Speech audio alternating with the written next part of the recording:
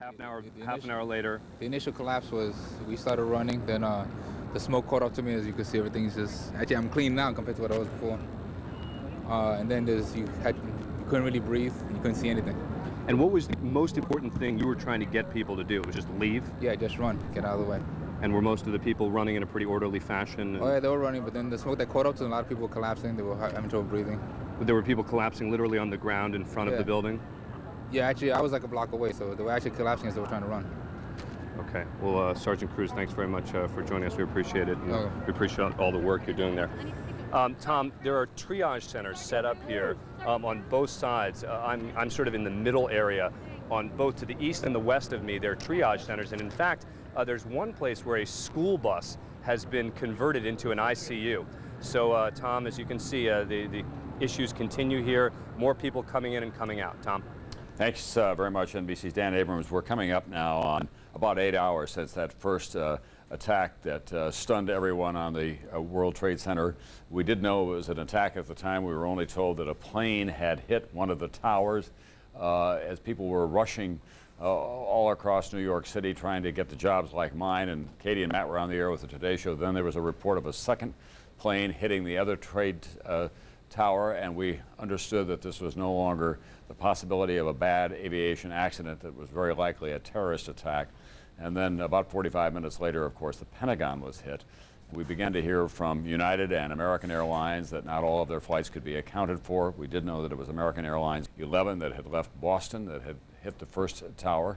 And then we began to hear that a flight from Newark to Los Angeles was missing in action, in effect. Also a flight from Dulles.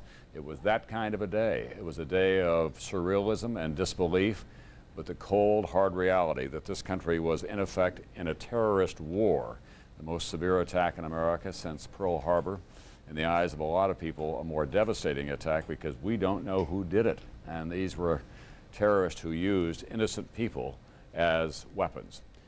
Katie and Matt will be here momentarily. I'll see you again at 6:30, and we'll be on throughout the evening on this NBC station. There's so much more to come on this devastating day in America.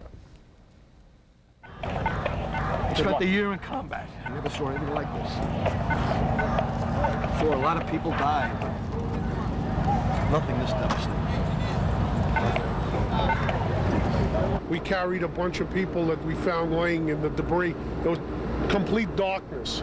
We stumbled over some people. We picked them up and carried them across the street. You could hear the rumbling. When you looked up, you could see the top of the building just crumbling. I heard the sound of the rumble, and I ran. I heard the rumble, and I just heard the rumble, and then I ran like hell, and there was a large wind coming. It started from the train. There was a gentleman on the cell phone who just started screaming that the planes had hit into the World Trade Center, and everyone in the car ran over to the other side, and we could see the burning and the big hole through the Trade Center. And as soon as we got out of the train station, people were screaming and crying and yelling, and it was just total chaos. I was in the building when they announced that there was a fire, and they evacuated the World Trade Center. And then when we got outside, you looked up and we saw flames and smoke. And then as we were moving away from the building, I heard, a loud explosion, and, saw the second tower caught in flames. And at that point, everybody started running. In the second tower, it was like something went in and came out the other side, and a huge, huge fireball. And that was it. And then we left our building, evacuated, and walking around for the last 2 hours. I've been to Turkey. And good evening, everybody. I'm Jim Sackett. And I'm Laurel Sauer. We will join NBC's coverage of the attack on America if anything breaking happens. For now, we are going to continue our local coverage of these attacks. And now, the #1 news at 5 o'clock. WPTV News Channel 5. A shocking day for America and the world. Terrorist attacks are carried out this morning in New York and Washington. President Bush promises the United States will hunt down and punish those responsible. Good evening again, everybody. I'm Jim Sackett. And I'm Laurel Sauer. Thanks for joining us on this very sad day in this country's history. It is a day of terror, death, and fear unlike any this nation has ever known. Though there is no confirmation as of yet, thousands of people are believed to have died or been injured after what appears to be coordinated attacks on the World Trade Center in New York City and the Pentagon in Washington, D.C. Terrorists apparently hijacked and crashed 4 airliners to carry out the attacks. 266 people died on those planes. A U.S. senator says he expects the death toll to reach 10,000. We have more tonight from NBC's Beverly Kirk in Washington. Good afternoon. Fires continue to burn here at the Pentagon, one of the sites hit on this day of terror, a day that has seen planes hijacked and buildings destroyed. President Bush is on his way back to Washington after stops at military bases in Nebraska and Louisiana, and he says that the U.S. will hunt down and punish those responsible. Hijacked airliners, 2 of them, slam into the World Trade Center in New York. The first blows in what U.S. officials believe is a coordinated attack by terrorists on the heart of the nation's government, military, and business centers. Both planes had taken off from Boston. The first hit the Trade Center at 8:50 a.m. The second, 18 minutes later, slams into the other tower. It's got to be a terrorist attack. I can't tell you anything more than that. I saw the plane hit the building. After the hijacked American and United Airlines planes hit the Trade Center, the twin 110-story towers collapsed. As many as 20,000 people had just arrived for work. Almost simultaneously, another hijacked American plane nosedives into the Pentagon. A fourth hijacked plane, another United flight, crashes in western Pennsylvania. Scores of government and corporate buildings across the United States are evacuated, including the White House, the Capitol, and other major centers of government. Airports are shut down. Terrorism experts say Osama bin Laden is the most likely suspect. The president doesn't name a suspect. Make no mistake, the United States will hunt down and punish those responsible for these cowardly acts. The first military priority, though, appears to be defense. Navy ships are sent to stand guard near Washington and the damaged Pentagon, and to protect New York as the nation reels from its worst terrorist attack. And as firefighters continue to try to knock down the blaze that continues to burn in the Pentagon, military forces in and around Washington remain on the highest possible state of alert. Defense Secretary Donald Rumsfeld is inside the Pentagon in a secure area, coordinating efforts, in touch with President Bush as well as other government leaders. And now for more on the story, to New York and Terry Ruggles. Smoke continues to billow from what's left of the World Trade Center behind me here. It has been rising from that location since rush hour this morning. Tuesday started as a typical rush hour, and then it happened. The terrorist attack began just before 9 this morning when a huge commercial airliner crashed into one of the towers of New York's World Trade Center. Part of the building exploded. A second airplane, a 727, just ran into the building. Some thought it was a freak accident, but 18 minutes later, when a second commercial airliner crashed into the other tower and a huge fireball engulfed much of the building, onlookers knew this was no accident. This is a vicious, unprovoked, horrible attack on innocent men, women, and children. It's one of the most heinous acts, certainly in world history. Shortly before 10, one World Trade Center collapsed. Oh my God! Oh my God! Oh my God! 30 minutes later, the second building collapsed. Those on the street stared in disbelief. 2 of New York City's icons were transformed into towers of smoke and fire and death. It was a war zone. It was unbelievable.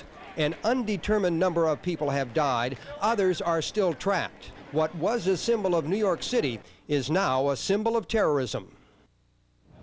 There are 5 other buildings that make up the World Trade Center complex, and late this afternoon it was announced that buildings called numbers 7 and 6 may also be in jeopardy of collapsing. The mayor has called in extra police to help look for survivors. I'm Terry Ruggles in New York City. Now back to you. And we continue our coverage, and this word just in from the Associated Press. The United States suspects Osama bin Laden in those terrorist attacks on the World Trade Center and in Washington, D.C. The source are two U.S. officials, though they have not been identified. Attacks on the WTC and the Pentagon, as well as the plane crash in Pennsylvania, have grounded planes all across the country. And here, Palm Beach International Airport is no exception. News Channel 5's Ted White continues our live Team 5 coverage for you now from PBIA with the latest this evening. Ted? Under normal conditions, this runway would be full of activity right now, but Palm Beach International Airport is a ghost town. No flights coming in, no flights going out. All of the passengers have been told to go home or back to their hotel or across the street to rent a car. Security measures the federal government felt were necessary to ensure public safety. 51 minutes after the apparent terrorist attack began. Okay, you're going to have to talk to the FAA about all that. We're not releasing anything out of here. PBIA and every airport nationwide are ordered to ground all domestic flights. We're just waiting until the United States government tells us we can fly again. So the FAA has grounded everybody. Businesses inside the airport closed too. Hundreds of passengers ready to board planes are quickly shuffled out of the terminal. Oh my God. Most huddle around a large television screen. The horrific pictures are live, painful, hard to watch. It seems to be an act of organized terrorism. It just, I don't know what to say. It's just unbelievable that this will happen, you know, on a day like this, or any day. This is really a state of war against the United States. Flying doesn't bother me. It doesn't bother me because anything can happen. You know, the life is short. You know, and that we can. But the whole situation what the country is in now today, that's what bothers me. Outside PBIA, an eerie sight. No traffic coming in, no traffic departing. By noon, everyone was told to get out of the airport. For airline attendants, a busy afternoon, dealing with customers on the phone. No lines here. All flights canceled at least until Wednesday afternoon. I think the airlines are doing the right thing, and the air traffic controllers, by stopping all flights across the United States so that flying airplanes are not suddenly transformed into future terrorist weapons. On average, there are about 150 flights coming in and out of Palm Beach International Airport a day. Again, as we mentioned, flights are expected to resume sometime tomorrow afternoon. If those flights do not come back as scheduled, you can bet there will be a lot of activity at other modes of transportation like Greyhound and Amtrak. That is the very latest. We're live at Palm Beach International Airport. I'm Ted White, News Channel 5. All right, Ted, and of course we will keep you updated on what the situation is at PBIA over the next 24 hours. Today's move by the FAA to ground all the domestic air travel easily left hundreds, if not thousands, of passengers, as Ted mentioned, stranded at PBIA. All of them wondering if and when they'll be able to get to their final destinations. News Channel 5's Gene Apodaca has been following that part of our story. He continues our live Team 5 coverage for you from the newsroom with more. Gene? Jim Laurel, the Department of Airports is reporting some 161 flights in and out of Palm Beach County had to be canceled today, making for a very confusing and emotional time at the gate. But you know that she's on the ground. Yeah, she's on the ground. Now, the cancellation started just after 10 o'clock this morning. Some folks unable to reach family members who were flying into the area.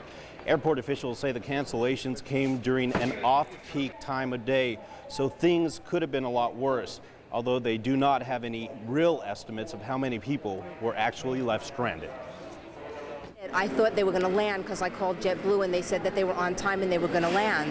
So I was very late. And I was just driving here like a maniac just to get here. I know that the Comfort Inn guy was handing out brochures saying, you know, we got a special rate, $65 a night, and you can stay there, so we'll consider that. Pretty drastic step, but also what's happening is drastic. Don't know where they're going to hit next. Now, a federal aviation official says it probably won't be until noon tomorrow Eastern time before planes will be able to take off again. If you have any questions concerning a flight you are on, you are urged to call the individual airline for information. Live in the newsroom, Gene Apodaca, News Channel 5. Gene, thank you. Airport officials aren't the only ones taking precautions.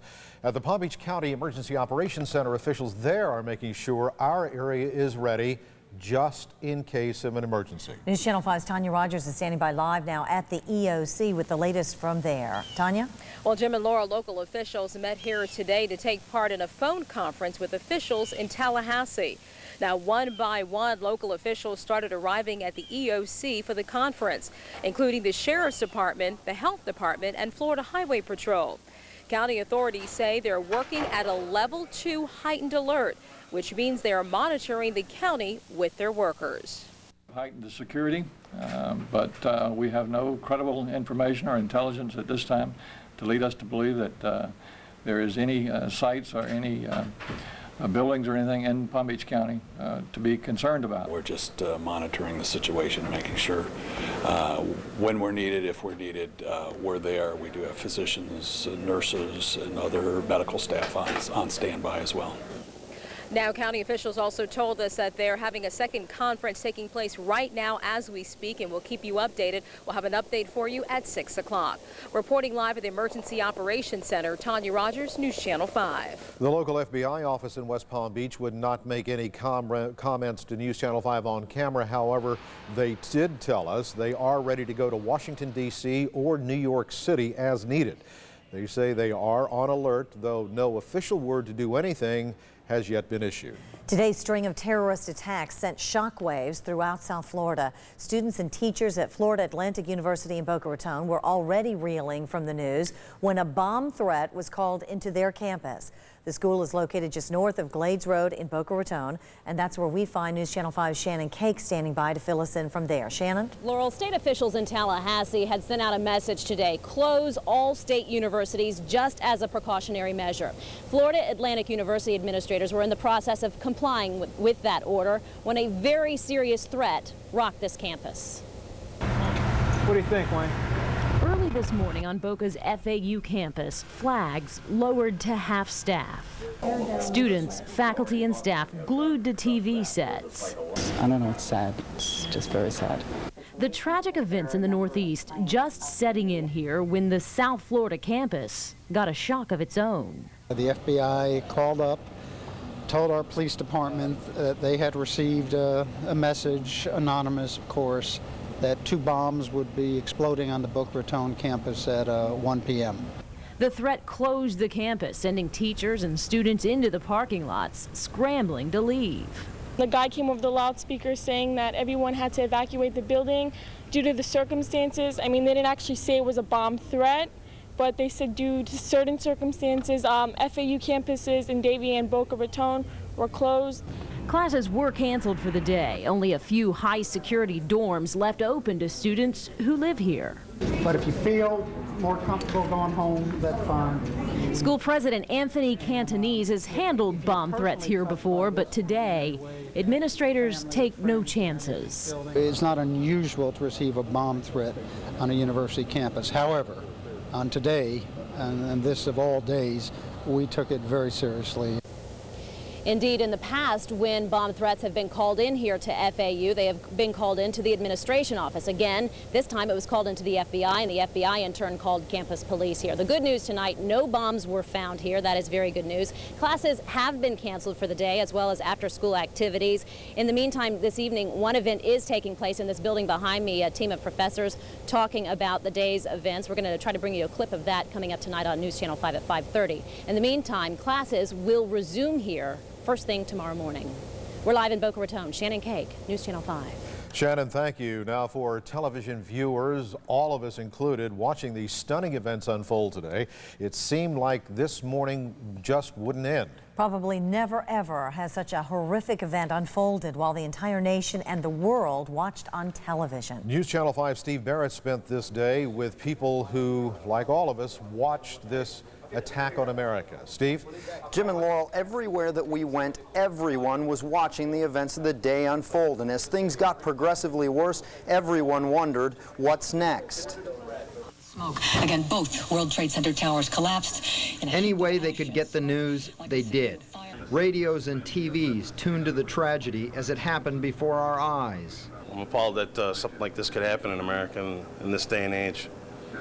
It's going to be a somber day.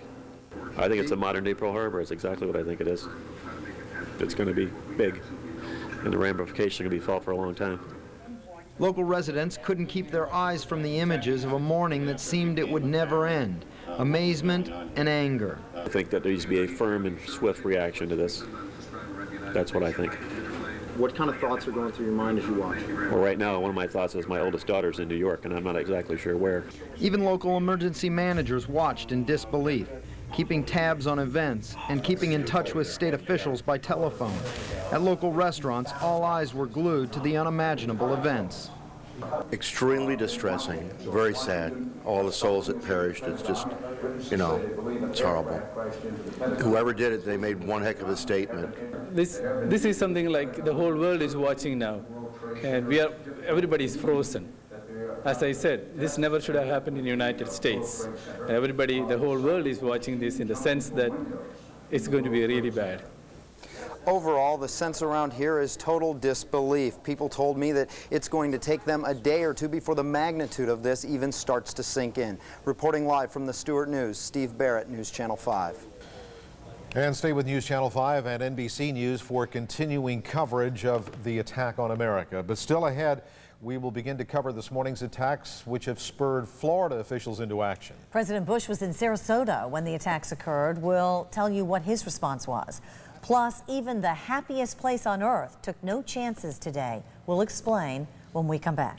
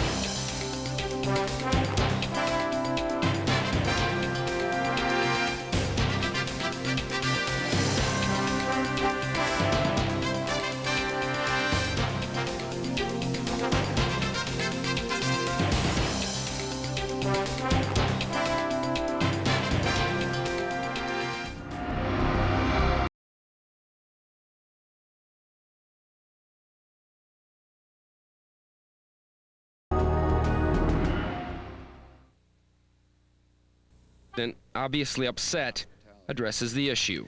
Today we've had a national tragedy.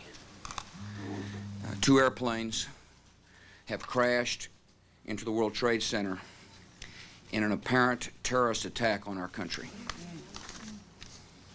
I have spoken to the Vice President, to the Governor of New York, to the Director of the FBI, and have ordered that the full resources of the federal government go to help the victims and their families, and to conduct a full-scale investigation to hunt down and to find those folks who committed this act. Terrorism against our nation will not stand. And now, if you join me in a moment of silence.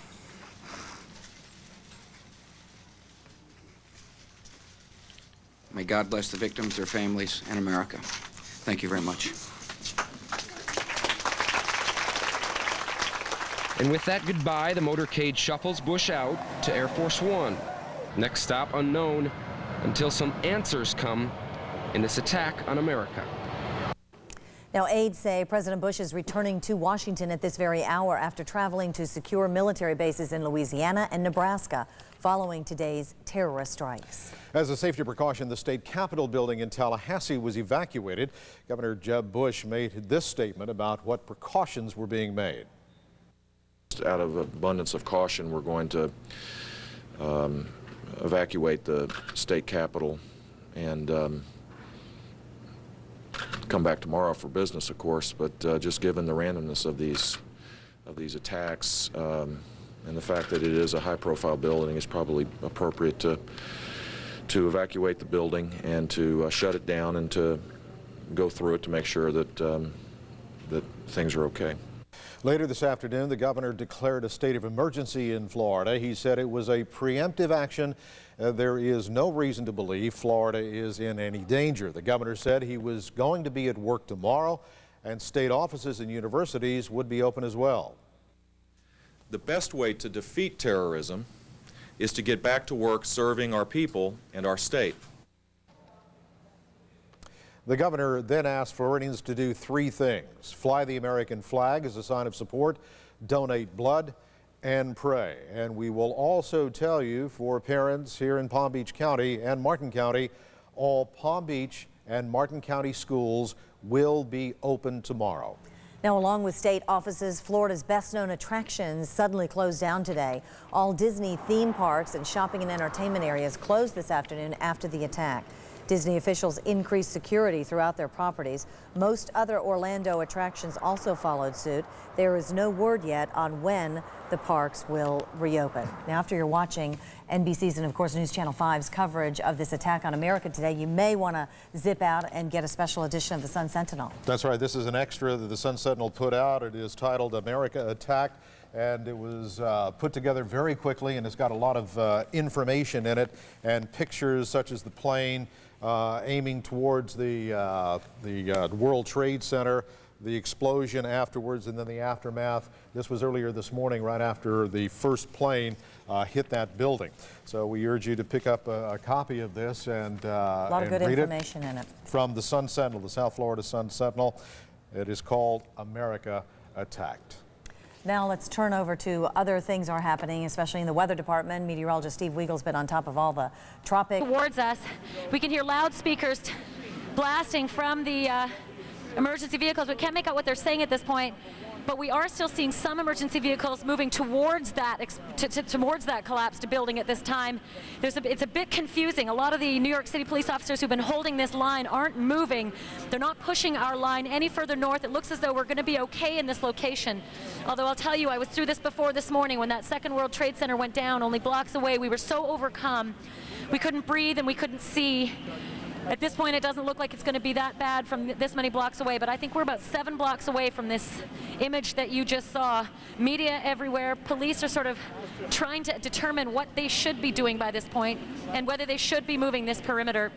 But at one point, we did see a lot of emergency vehicles moving away from that collapsed building. Number 7 World Trade Center has come down. This is about an hour and a half to 2 hours after number 6 World Trade Center has come down. Let me see if I can listen into the... You can hear a lot of yelling down the street from here. We are right now on West Broadway and Leonard Street, sort of at the northern tip of Tribeca. I can see another emergency vehicle, a New York City fire truck, I think, that looked like it was loaded down with people getting out of there. But it's pretty hard to tell right now. The police officers seem to be just wandering, not knowing what to do, not knowing how to deal with this. They were expecting this, though. Make no mistake. We heard several officers tell us up to this point they're just waiting for that to come down. And you saw it as we were interviewing that young woman with her baby who was being evacuated from her apartment building. You saw it happen. It's just remarkable. This is a remarkable, terrifying, horrible day. The smoke plume, Ashley, we're Brian, looking at hold on. From across I'm going to see if I can move my location here and talk to some of these officers. See if you can give me some more of this cable, please. Sir, are you being given any direction as to where all of these media and all these bystanders should be? Are people going to be moved out of here? Do you know? I don't know. Are you getting any radio transmissions? Do you know what's happening, sir? Are you being told anything? Obviously, they're not going to be telling us at this point, but... well, they may not know.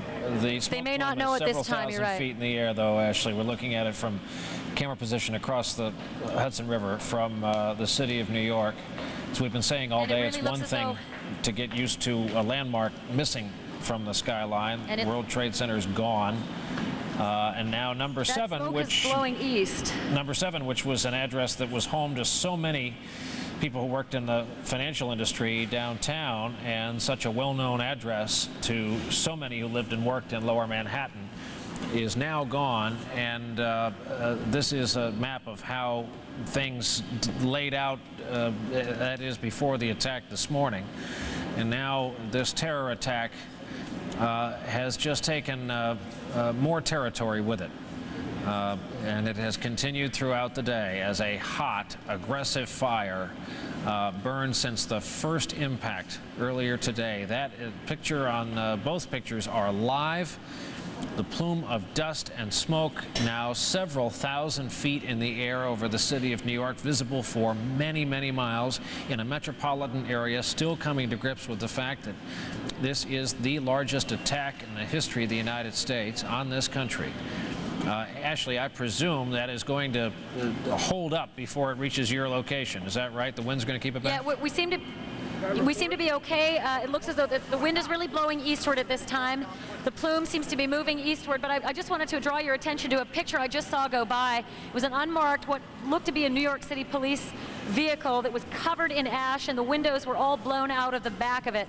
It's very possible that that's the image we're going to be seeing a lot more of right now, because when those two World Trade Center buildings came down this morning, they covered everything around them, and most of the vehicles that were moving out looked like ghost vehicles. That could be the situation coming out here now as well. We also saw a big truckload just now coming out with what looked like a bunch of civilians in it as well. I don't know whether they were residents who lived in the area, but I told you before that, that the woman who came through here with her baby, they were told they lived about 5 or 6 blocks away from that now collapsed building. They were told to move out of the vicinity, and clearly they did that with only about 10 minutes to spare before that came down. That would not have affected their building, so to speak, but it sure as heck might have shaken the windows, and a lot of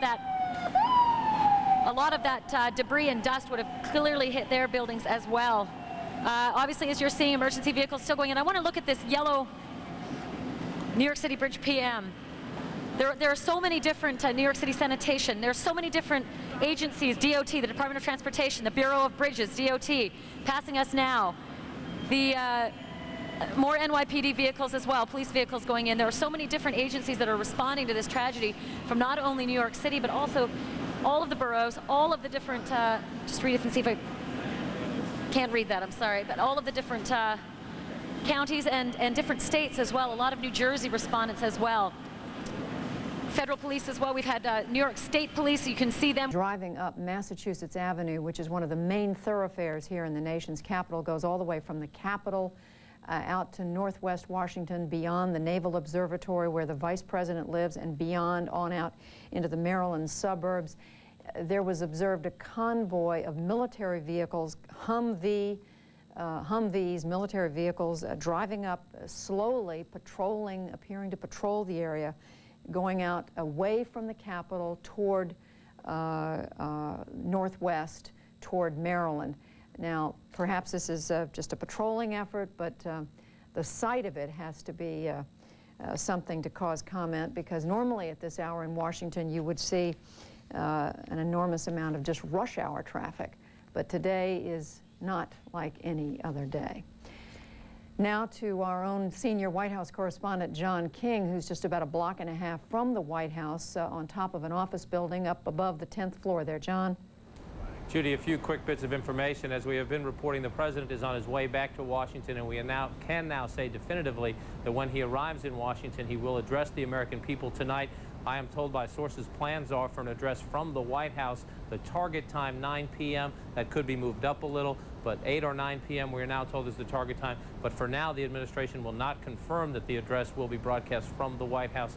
There have been security concerns throughout the day. We see now on the grounds of the White House, which was evacuated hours ago, some bomb-sniffing dogs and other security personnel securing the area around the White House. But we are told by administration officials the president will be back in Washington shortly and will address the American people tonight. And as we reported a bit earlier, congressional leaders who also, as part of the protocol, the emergency evacuation protocol, were taken to secure locations themselves outside of Washington. The bipartisan congressional leadership also making its way back to Washington, and it will deliver statements, the 4 leaders from the steps of the Capitol tonight as well. All of these designed to offer signs of reassurances to the American people that their government is up and running at this time of great tragedy. I want to add one other bit of information. A lot of lawmakers trying to get briefings from Capitol Hill police, from administration officials, from the CIA and the FBI and others. We are told that in those briefings there has been some speculation, and again the law enforcement officials saying this is just speculation at this moment, that that plane that crashed outside of Pittsburgh may have been heading toward Washington. In those briefings, I'm told by several sources, 3 potential targets were listed. 1, the presidential retreat at Camp David, 2, the White House, and 3, the United States Capitol building. Again, though, lawmakers and other officials being given those briefings told that is speculative, but based on the flight paths and everything else we've seen unfold on this tragic day, that law enforcement officials believe at this moment that the potential targets for that plane, which crashed outside Pittsburgh, were perhaps Camp David, perhaps the White House behind me, or perhaps the United States Capitol. Judy? John, and we can only imagine the struggle that must have gone on board that aircraft in the cockpit or wherever in order to keep the plane from going where the people who wanted to bring it to Washington, they were obviously prevented from reaching their target.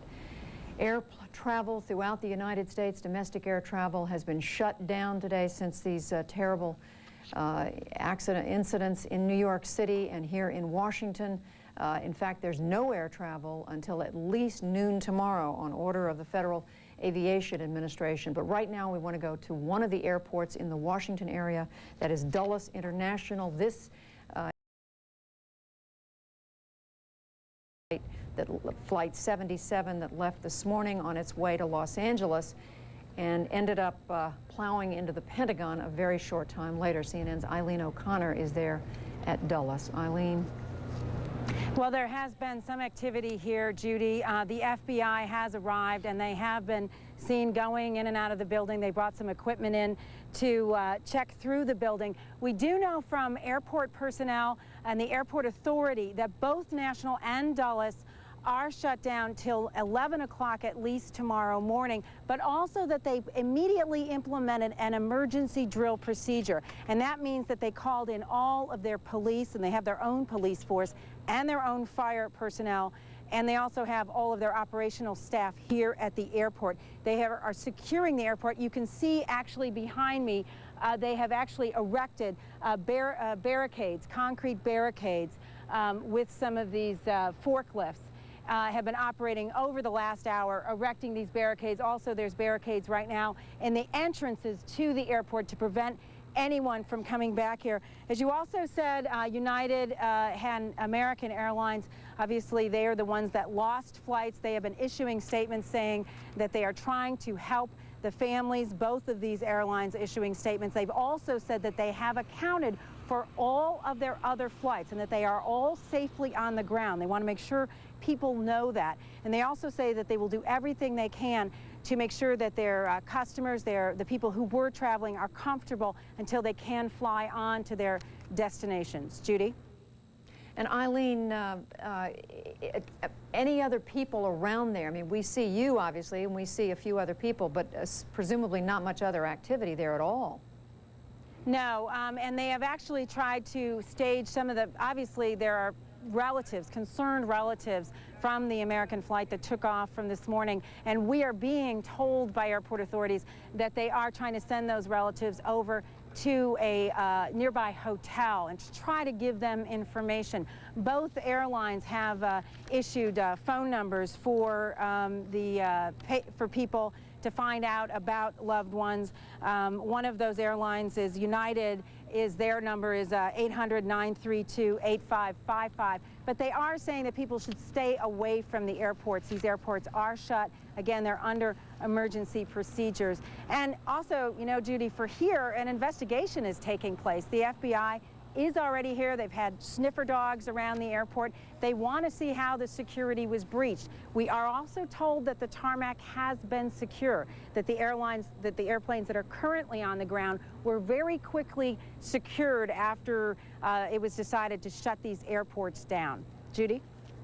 Eileen, just reiterating, there were 8 cities in the United States involved with these aircraft that plowed into the Trade Center building complex, into the Pentagon, and then into the ground in Shanksville, Pennsylvania, south of Pittsburgh. 2 planes took off from Boston, 1 from Newark, 1 from Dulles near Washington, where you are. 3 of those flights were headed for Los Angeles, 1 for San Francisco. Of course, none of those flights reached their intended destination. Now back to Aaron in New York. Judy, thank you. It is, I know for many of you around the country, you are making your way home. You have not necessarily been with us all day long. Life has gone on, I suppose, with TVs on in most offices, but life has gone on. I just wonder if we can take a shot of the building behind me, the World Trade Center building, and just take a moment to try and absorb, not with the facts, not with the pieces of information, but just look at that scene and think about what happened today. There were 50,000 or so people who came to work on a beautiful late summer morning here in New York, in those 2 towers that are now gone. These are people with families, with children, people who had offices and have them no more. people whose lives are forever changed. And it happened in a space of very few minutes. 8:48 this morning it began. A few minutes later, at about 9:08, a second plane zoomed towards the unhit tower, the second tower. You see it in the lower part of your screen. And it just slices that tower in half. If we can re-rack it and show it again so you'll know where to look, you'll see the plane first in the lower left side of the screen coming at it, and there it goes. And what must it have been like in those buildings and on these hijacked airliners? We heard earlier that Barbara Olson, a frequent commentator here, was on the flight that was going to Washington, or had been hijacked to Washington. She called her husband and said that the hijacking was underway. She said that from what she could tell, the hijackers, and she didn't indicate how many, except it was more than one, were armed with just knives and cardboard cutters, that they had herded all the people on board this flight to the back of the plane, including the pilot. And she asked her husband, the Solicitor General, Ted Olson, who many of you will recall argued the post-election case before the Supreme Court, said to her husband, "What do I do?" And shortly after that, that plane with Ms. Olson and many more crashed at the Pentagon. General Wesley Clark joins us from Little Rock. General Clark has been with us a number of times today. General, I wonder if you will weigh in for a second on this debate or this discussion that has been going on for most of the afternoon here, which is, have we misapplied in some ways intelligence resources, that we have become so infatuated with what we can do with machines and high tech that we have inappropriately, I guess, spent less money, less time, less effort on the down and dirty human intelligence? Well, that's certainly a question that everyone is going to be asking, and it will be asked in official channels, and it will be asked to those who are best in a position to give that answer.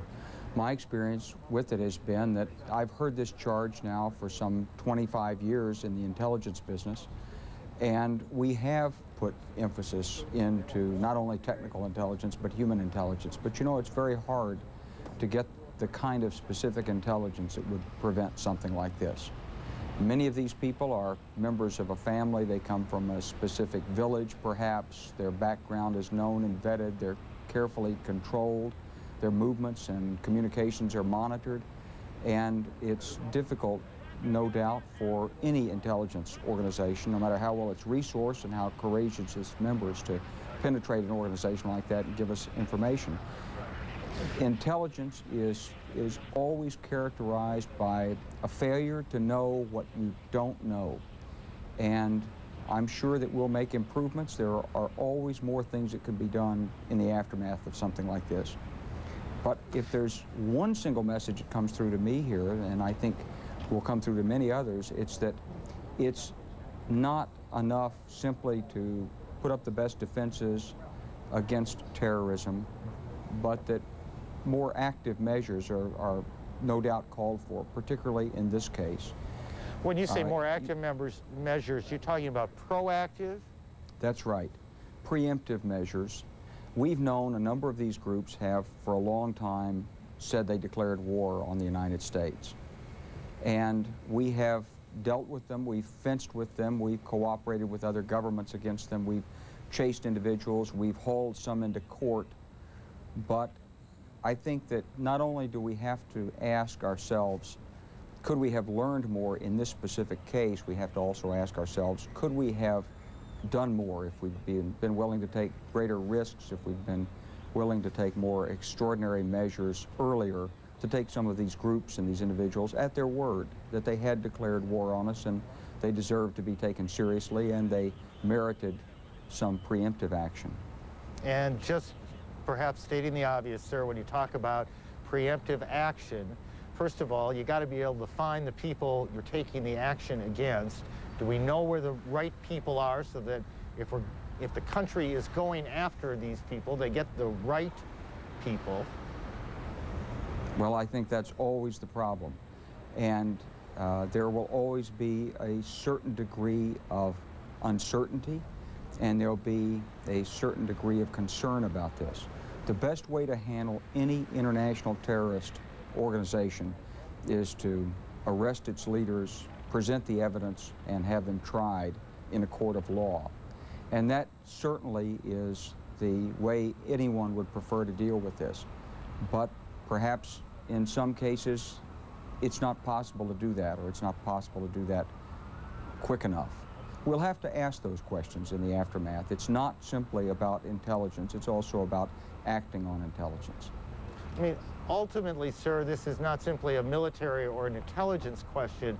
This is a core political question. It really has to do with how we see ourselves in a country, whether we are willing to take the risks that some innocents may perish because of what we as a country do, and that's a political question for the country to deal with. It's a profound political question, and I think it's also a question for the international community, because an event like this is a real cry for alarm and recognition in the international community.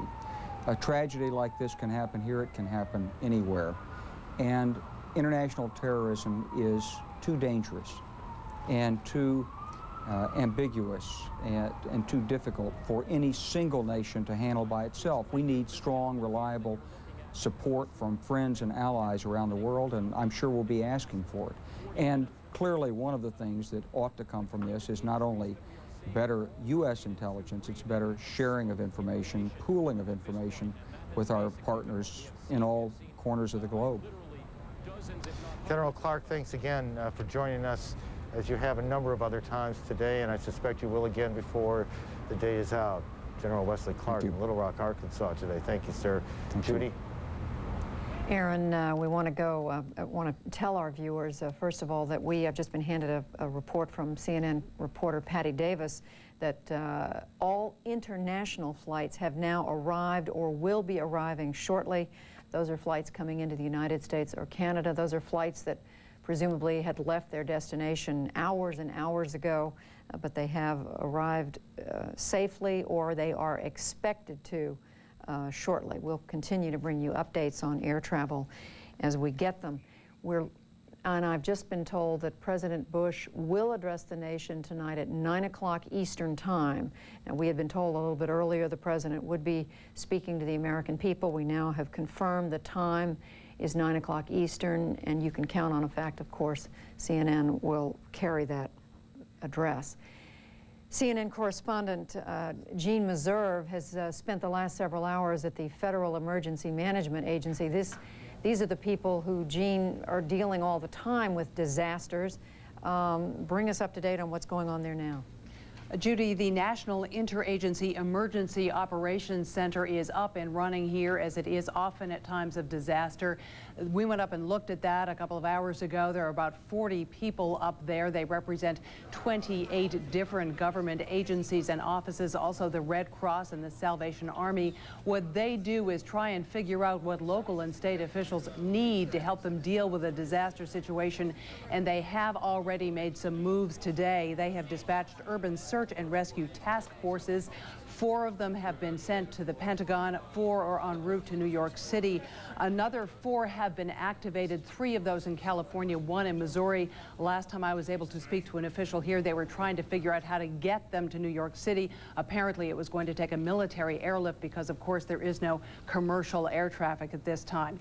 Each of those task force consists of 62 people and about 60,000 pounds of equipment. That's medical gear, tools, dogs, food. The idea is they are supposed to be able to be self-sufficient for 72 hours at a stretch. They provide a wide array of services. They will do search and rescue. They can shut off utilities. They can check the structural integrity of buildings. There are a total of 28 of these task forces around the country.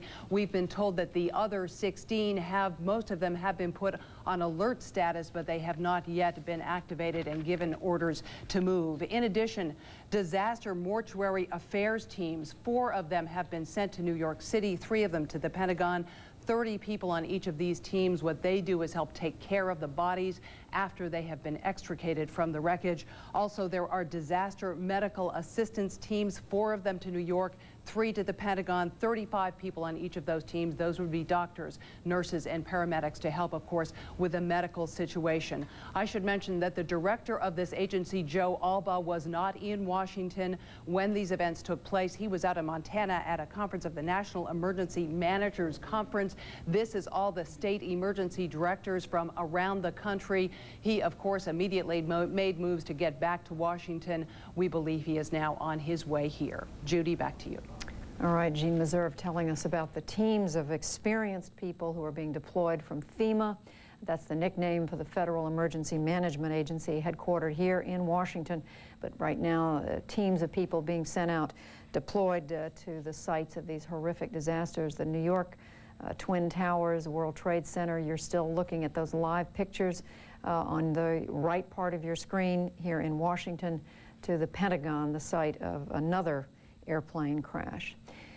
Joining us now from Charlottesville, Virginia, former Secretary of State Lawrence Eagleburger. He was Secretary in the administration of the first President, George Bush. I want to ask you, Secretary Eagleburger, so many people, we've been talking to a lot of people today, but it seems to me that many Americans now are going to want to strike back, to get back as soon as we can and as hard as we can at whoever was behind this. How realistic is that? Oh boy, that's a very tough question. Well, it won't be quick, I think. It'll take us some time to organize ourselves, try to figure out who was responsible for this. Although I might say, by the way, that's less of a concern to me than it will be to a number of others. We know who most of the terrorists are. We may not know which ones did this, although they have to have been very, very well organized and very well financed. But getting back at it almost is the wrong way to, I think, to put this. So that's what a lot of people will want. What I think we need now to understand is this really is a war with terrorism, and we need to be prepared to act as if we are at war, and that does not necessarily mean that you have to strike back only at those that you know were the perpetrators of this thing.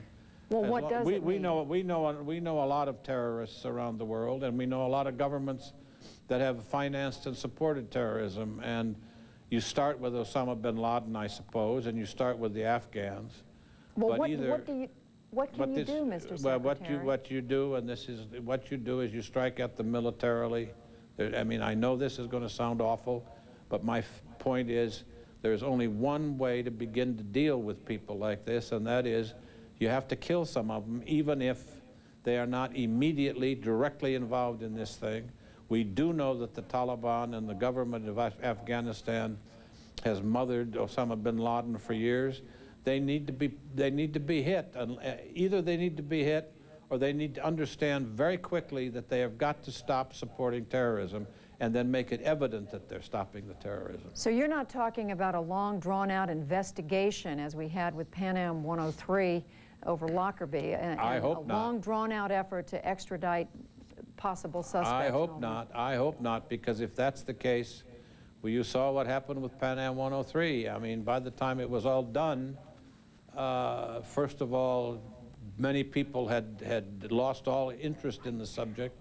This is an act of war. When they compare this to Pearl Harbor, I don't think they're wrong in the sense that it's a surprise attack. And I suspect, if we are wise about this, Pearl Harbor brought the American people together and made us recognize we had something we had to deal with. Perhaps this will do the same thing for all of us. All right, former Secretary of State Lawrence Eagleburger. Can I make one more point? Yes, Mr. Secretary, you may.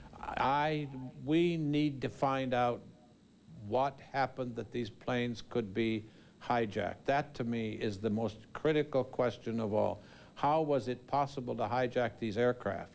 I thought we had dealt with that problem before. If, in fact, if they had not been hijacked, none of this would have happened. Well, we did hear just from a fragment of information, Mr. Secretary, reportedly from Barbara Olson, the conservative commentator, the wife of the United States Solicitor General, told her husband and others in a phone call these were men who had hijacked. This was the American Airlines flight that left Dulles, that these men, as far as she could tell, only had knives and paper or cardboard cutters on them as weapons. We want to thank Secretary Lawrence Eagleburger for joining us. Joey Chen in Atlanta. Judy, thanks very much. For our viewers who have just been trying to catch up on all the events that have occurred today, I want to bring you first up to date with the latest information on a full detailed tick-tock of what has happened in the course of this day. We'll get the latest from Ben Wiedemann. 8:45 a.m. in New York. Smoke billows from the World Trade Center after a large passenger plane slammed into the North Tower. Initial reports suggested it was an accident. 9:03, another airliner hits the Trade Center's South Tower, an explosion bursting from the building's upper floors. 2 airplanes have crashed into the World Trade Center. President Bush calls the crashes an apparent terrorist attack. 9:45, another hit. A commercial plane crashes into the Pentagon. 9:51.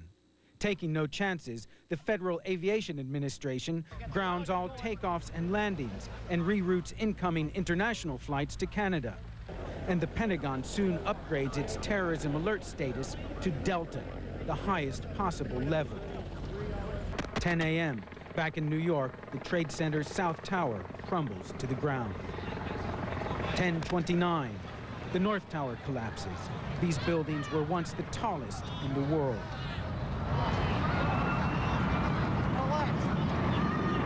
Lower Manhattan, home to the city's financial district, is shrouded in smoke, dust, and ash. 10:10 a.m., a half hour earlier, United Flight 93, bound from Newark, New Jersey to San Francisco, crashes into western Pennsylvania. Police there say initial reports suggest there were no survivors. In Washington, the Departments of Justice, State, Treasury, and Defense were among those ordered evacuated, as were the Capitol and the White House. In New York, major businesses and stock exchanges were evacuated. All tunnels and bridges into and out of the city were shut down. The United Nations was evacuated as a precaution. Hundreds, perhaps thousands, of people are feared hurt or killed in what is clearly the worst ever terrorist attack on the United States. Ben Wiedemann, CNN. More perspective now. We turn to Brian Jenkins, who is a counterterrorism expert. He joins us from Los Angeles this afternoon. Sir, I wonder if you could talk to us a little bit. I mean, it cannot escape our attention that the targets struck were in the very seats of U.S. wealth, of U.S. military power, and indeed very symbolic structures. I wonder if you can give us some indication about what the terrorists, what symbol, what signal they're trying to send here. I think they are trying to send just that signal, and that is their ability to strike at the heart of American power. The Pentagon being the heart of American military power, the World Trade Center being in Lower Manhattan, the heart of the nation's economic power. Both of these structures, the Pentagon and the World Trade Center, in addition, being great symbols of these cities, great symbols of America. Their ability to strike those is intended to create alarm and panic throughout the United States. And in fact, there have been closings of businesses, of schools, of all sorts of things all over the country in the course of this day because of these assaults. I'm wondering if you can give us any of your perspective. Obviously, you don't have a crystal ball to look at these things, but should we regard this as being done at this point? It has been silent for much of the rest of the day since this morning. One has to be very, very careful in looking at a multiple coordinated attack like this to say exactly when it's over. I mean, it was 31 years ago, almost to the day, that in a single day, 3 airliners were hijacked.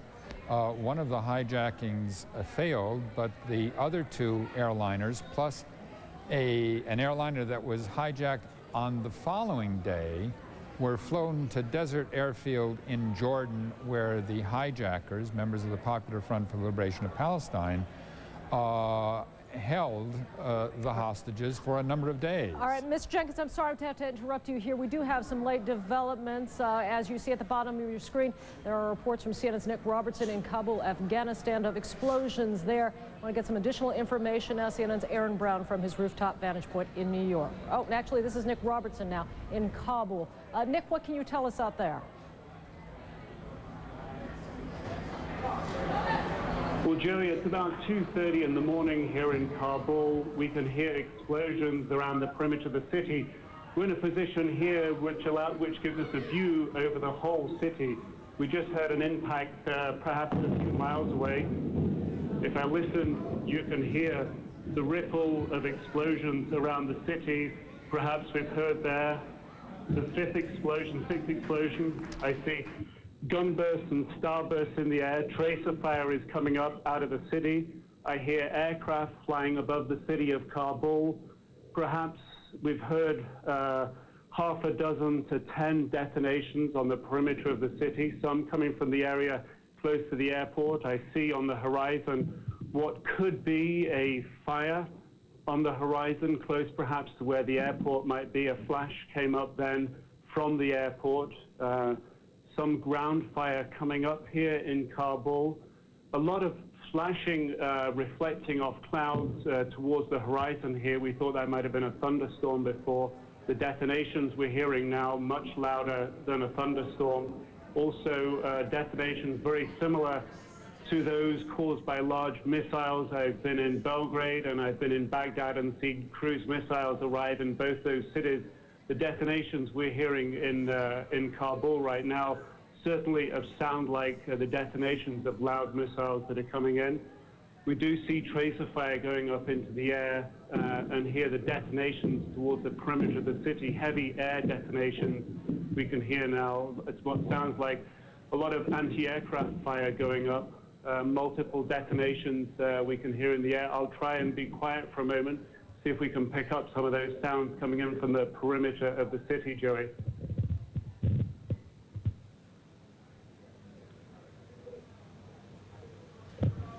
Very quiet at this particular moment. The city still tracer fire, rockets going up around the airport, tracer fire flying across the city in the direction of the airport.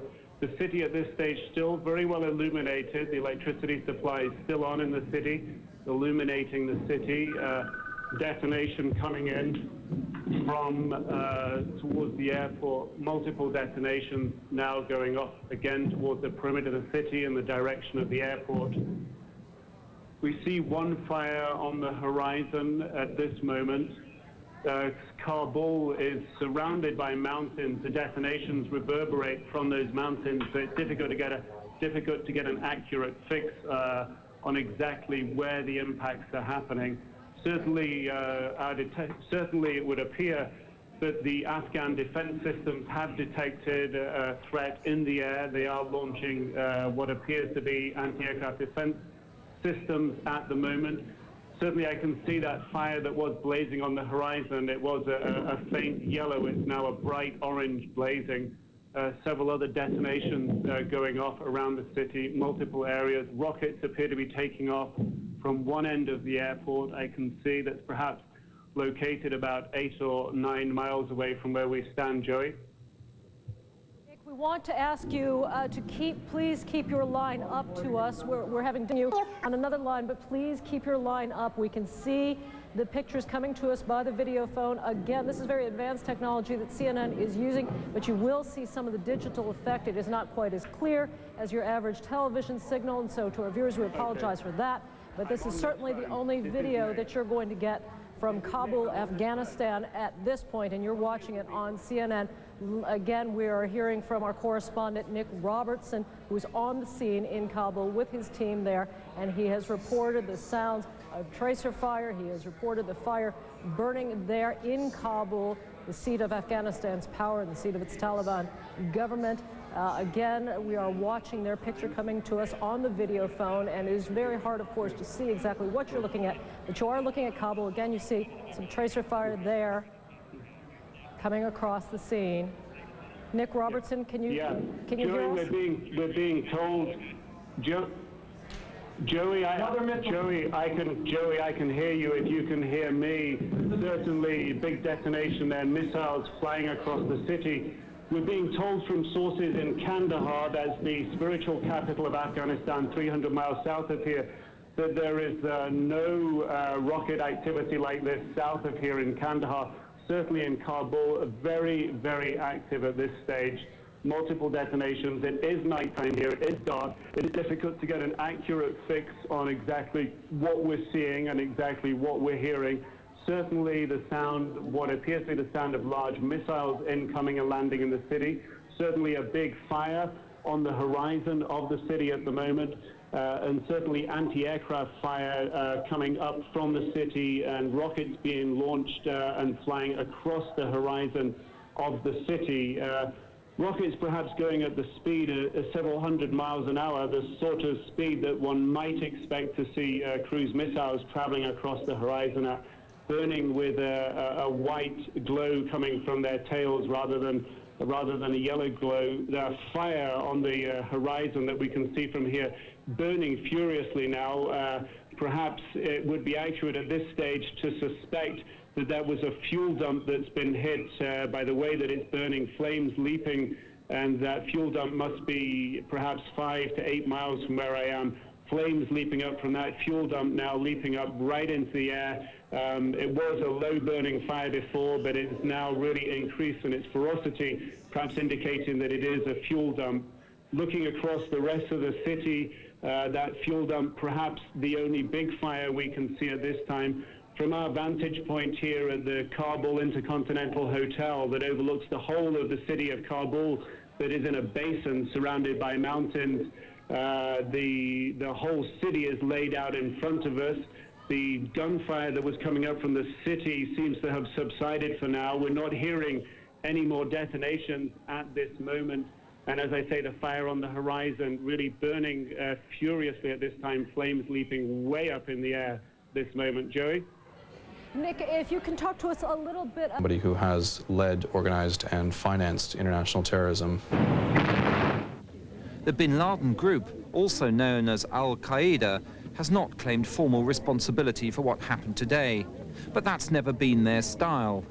It does seem, though, that claims by 2 other militant groups can be safely ignored. Bin Laden's past attacks have shown a very high level of organization and resources. In short, he's always strived for the most spectacular possible strikes.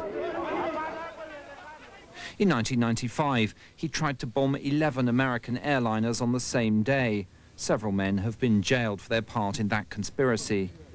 3 years later, his team succeeded. The bombing killed 224 people. Bin Laden has always appreciated the symbolic value of certain targets to his jihad. And last October, suicide bombers blew up an American cruiser in Yemen, killing 17 sailors. As usual, there was no formal claim of responsibility, but scenes of the blast were featured in a Bin Laden video circulated among Islamic militants. There are Muslims throughout the world, and not just in the Middle East, who have a whole series of grievances against America. There's the Israeli-Palestinian issue, there's the Chechen issue, there are issues in which Muslims are involved in every continent of the world. And America is seen now by many Muslims as a bullying superpower and an anti-Islamic superpower. Now, not all Muslims share that view, but those Muslims who do share that view, many of them regard Bin Laden as a kind of Robin Hood figure. By a terrible irony, Bin Laden was once the recipient of CIA arms and backing. That was during the struggle against the Soviet occupation of Afghanistan. Later, as a member of a rich Saudi dynasty, he plowed millions into setting up an organization dedicated to evicting American troops from Arabia. Early attacks were against those military targets. But as Bin Laden was banished from his homeland seeking refuge in Afghanistan, he widened his struggle to take in all American interests and to embrace the struggle against Israel. This oppression, this atheism, which is overwhelming the land of Islam, cannot be destroyed by anything other than jihad, and other than the bullet, other than martyrdom operations. It does strike me that it has to be somebody who's got the resources, financial resources, the will, the organisation, and a lot of things point to him or to somebody like him, and very likely him. And I think that it's an extraordinary operation. They have managed, for instance, to evade detection through the normal means of communication. Doesn't seem to have been picked up. Extraordinarily sophisticated, long-term planning. In a recent interview, bin Laden threatened further attacks on American interests. There were suggestions, too, that he was being bankrolled by Iraq. A TV reporter was shown his desert training camp in Afghanistan and told that the al-Qaeda organization had thousands of supporters under arms.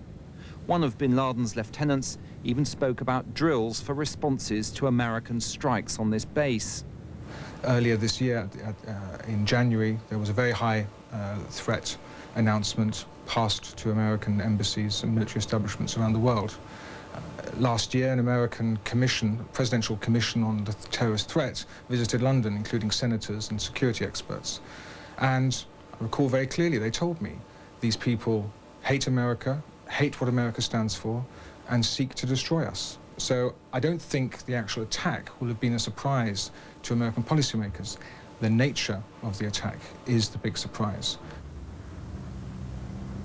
After the bombing of its embassies in Africa, America responded swiftly with cruise missile strikes against targets in Sudan and Afghanistan.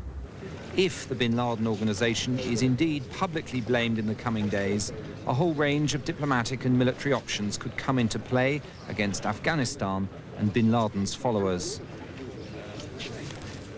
Mark Urban reporting, and Mark joins us now.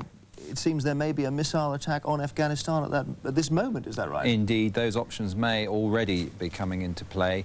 There are reporters in Afghanistan tonight reporting that the capital of Afghanistan, Kabul, is under missile attack. It's not clear yet. The Pentagon haven't confirmed whether indeed those are American missiles, but clearly this is the presumption of many people on the ground. And that would start to look like a reprisal based on the speculation that we've seen about Mr. bin Laden. Well, clearly it would show a firm conviction on the part of the American security establishment that he was responsible, and a first expression of their anger that for years the struggle they've had to try and get this man handed over by the Taliban regime has been unsuccessful, and if you like, a visitation of their anger on that government. Let's turn to Frank Gaffney, who's in Washington, a security expert there. Mr. Gaffney, it seems strange that America has such conviction now that Mr. bin Laden was responsible, but had no warning that the attack was about to happen. Well, obviously I'm not in a position to confirm that missiles have been launched in Kabul, let alone that the United States government is acting on the supposition that bin Laden was responsible for this attack. I think, as Richard Pearl said a short while ago, if in fact the United States is acting, it's a very welcome and long overdue step, quite apart from his culpability for this crime, or these crimes, I should say, this day of crimes. He is an enemy of this country. He has unleashed attacks against American citizens and property in the past, and there's no doubt, whether he did today's events or not, he would be up to it in the future, and he should be stopped. And those who are making common cause with him, who are sponsoring him, who are protecting him, who are permitting him to train in their countries, or otherwise making possible the kinds of sophisticated attacks he certainly has perpetrated in the past, should also be punished. Richard Pearl, do you believe that there is a strong case for, if this is what it is, a missile attack on Afghanistan based on what's happened today? Well, indeed. The fact is that bin Laden is permitted by the authorities in Afghanistan to operate from their territory. And I hope and believe that the United States will now adopt a policy of taking action in response to terrorist attacks against countries that facilitate and support terrorism, against countries like Iraq and Iran and Syria and Sudan and others, because until they pay a price for the support they give to terrorism, they will continue to enable acts of terror on this scale, and we must find a better way to cope with it than the policy of chasing down the individual terrorists. Lord David Hanna, you were British ambassador to the UN. How does a country like the US strike back against terrorists unless it does it like this? Well, this may be one way of doing it, if you identify very clearly who the origin of the attack is. An act of war has been performed against you and you have a right of retaliation. But there's a much wider international coalition that you've got to put together against terrorism, just as the former Prime Minister of Israel was saying. You've got to muster as wide as possible an international coalition, and you've got to use all the sources available to you, intelligence, economic, and so on. Because if you divide the world into one half that's chasing the terrorists and taking action against them, and the other who are not on your side, you're not going to actually prevail in this matter. You've got to have a much wider coalition. And that will be an important matter for tomorrow and the next day and many days after that. And America's allies are going to have to stand with her on this, because there's an act of war has been used against one of our allies. And we're going to have to work very hard to do this. Do you think Britain would be in a position to back a strike on Kabul, if that's what it is, by the United States? That's not for me to say. That's for the British government to say, and they will no doubt take the view if your reports are confirmed, but it's not for me to say whether they should or not. But if you're asking me, should Britain, as an ally of the United States, stand with the United States when an act of war has been taken against it? Yes, sure. We're members of the Atlantic Alliance, and that's what it says. Ehud Barak, what's your reaction to, well, what we've just heard about the role of Mr. Bin Laden in this, the speculation and such? And their families. The resolve of our great nation is being tested. But make no mistake, we will show the world that we will pass this test. God bless. The president then. President Bush is on his way back to Washington now. He'll be addressing the nation later tonight around 9 p.m. Eastern Time. We'll carry those remarks live. Now some further reaction to today's events from the Vice Chairman of the Senate Intelligence Committee, Richard Shelby, Republican of Alabama, Senator Richard Durbin, Democrat of Illinois, also a member of the Intelligence Committee, and Strobe Talbot, who was the Deputy Secretary of State in the Clinton administration. Senator Shelby, what can you tell us about who did this? Well, we're not exactly sure as of this hour. I talked with George Tenet, the director of the CIA, within the hour. We talked about some of the details of it. He gave me some opinions. They were preliminary. I will not divulge them now. But I can tell you this. These were dastardly deeds, but we're going to go through some more of this unless we get timely information. You know, this was not a intelligence success. We've been going through this. To fight terrorism, we have to beef up intelligence. We've got to have the best intelligence in the world, and obviously we don't have it today. I want to come back to that point in a minute, Senator Shelby, but are you saying that the CIA has a very good idea as to who is behind it, you're just not going to tell us, or they don't know yet? Well, they're not sure yet, but this was within the hour. I'd say it might be a matter of hours. I don't think it will be days before they will have a pretty good, if not a definitive, idea who was really behind this. Senator Durbin, what would you add to that? Only that the appropriation for the next year was already focusing on putting additional resources into human intelligence, the electronic surveillance, research, things that are essential. But certainly what happened today, a day that in American life that we will never forget, is going to change the contour of that debate dramatically. When it comes to our intelligence effort and our defense effort, it'll be defined based on September 11th, 2001 for a long period of time. Strobe Talbot, much of the attention, rightly or wrongly, has been put on Osama bin Laden, the former Saudi resident who is believed to be headquartered in Afghanistan, and has been identified with other terrorist acts, including during the Clinton administration. Does this sound like Osama bin Laden to you? I think the only proper and prudent thing to say, Jim, is sure, he's a plausible suspect, but there are others as well. And as the two senators have said, the first thing to do is to establish the facts. Well, the first thing to do is to try to save as many of our people as possible, but to establish the facts and not jump to conclusions. But based on this was incredibly well coordinated. Well, Jim, what I was going to say in that regard is that the magnitude of the disaster that has befallen our country and the world, and I want to stress that it's befallen the world as well, seems to derive from the extraordinary sophistication that the perpetrators of this brought off. And I'm sure that Senator Shelby in his conversation with George Tenet probed this question. But is it possible for private or non-governmental groups to have pulled off something like this without the support of a nation state? And that is part of the investigation that Senator Shelby, his colleagues, and the intelligence community will be pursuing. It sounds to me like you're suggesting that maybe it wouldn't be possible for some private group of people to do this. Well, I think even the most knowledgeable officials who have had the benefit of all of the briefings available to them during the course of the day are stunned, as we are out here watching it from around the country, that something with this degree of synchronization could be pulled off.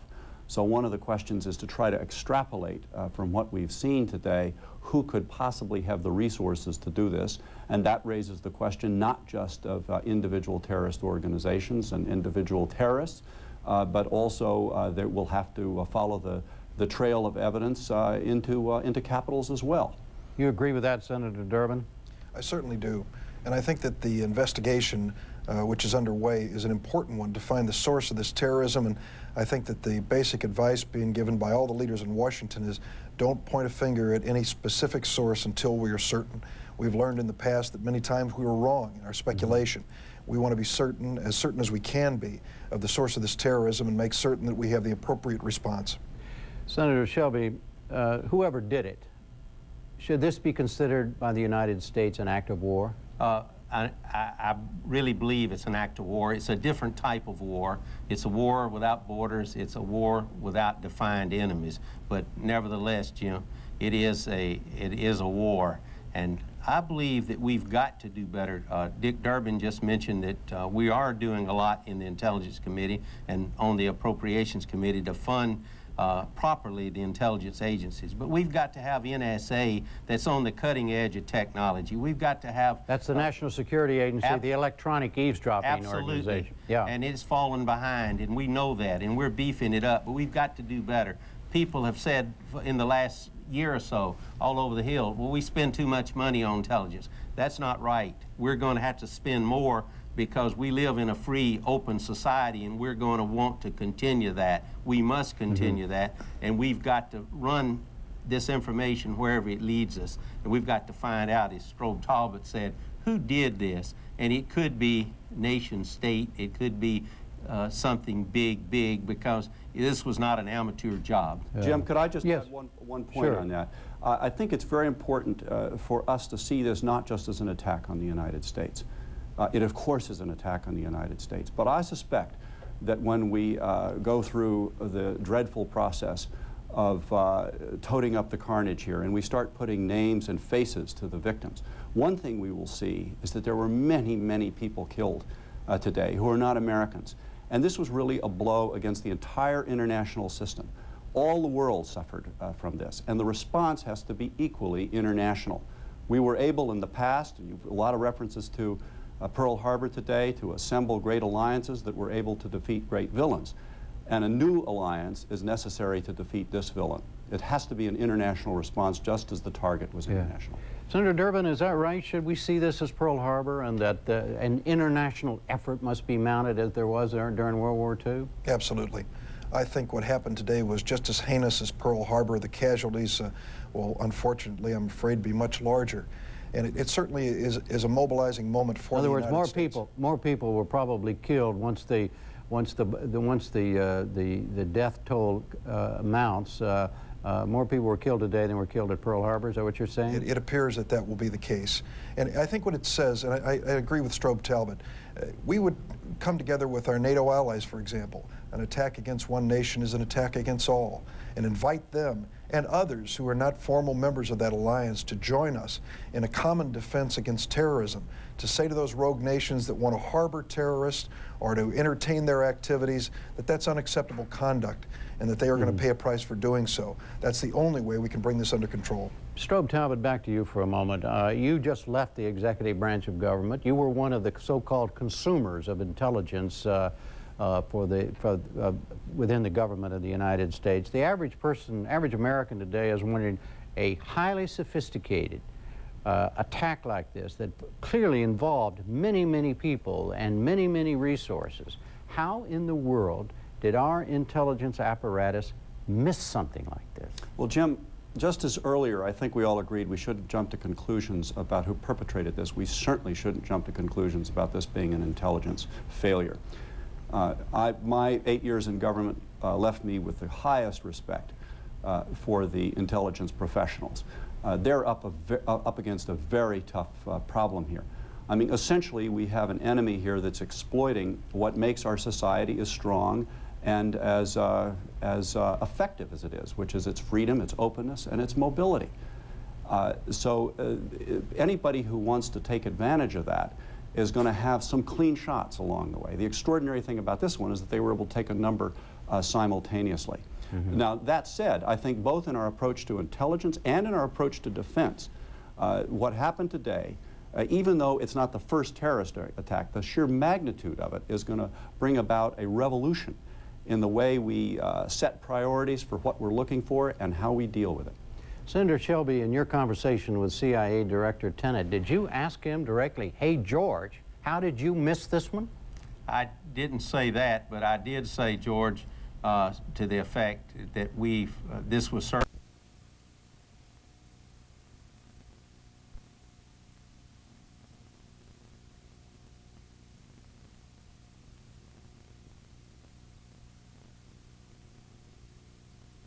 County Commissioners, the coroner, our emergency management agency, and the FBI have given me a briefing, and I suspect that most of you have those details available to you as well.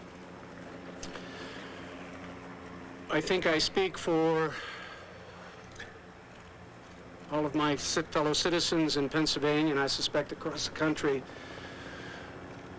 when it's difficult to describe the range of emotions everyone feels when they not only learn about these incidents today, but they've actually seen them. And the dictionary is inadequate.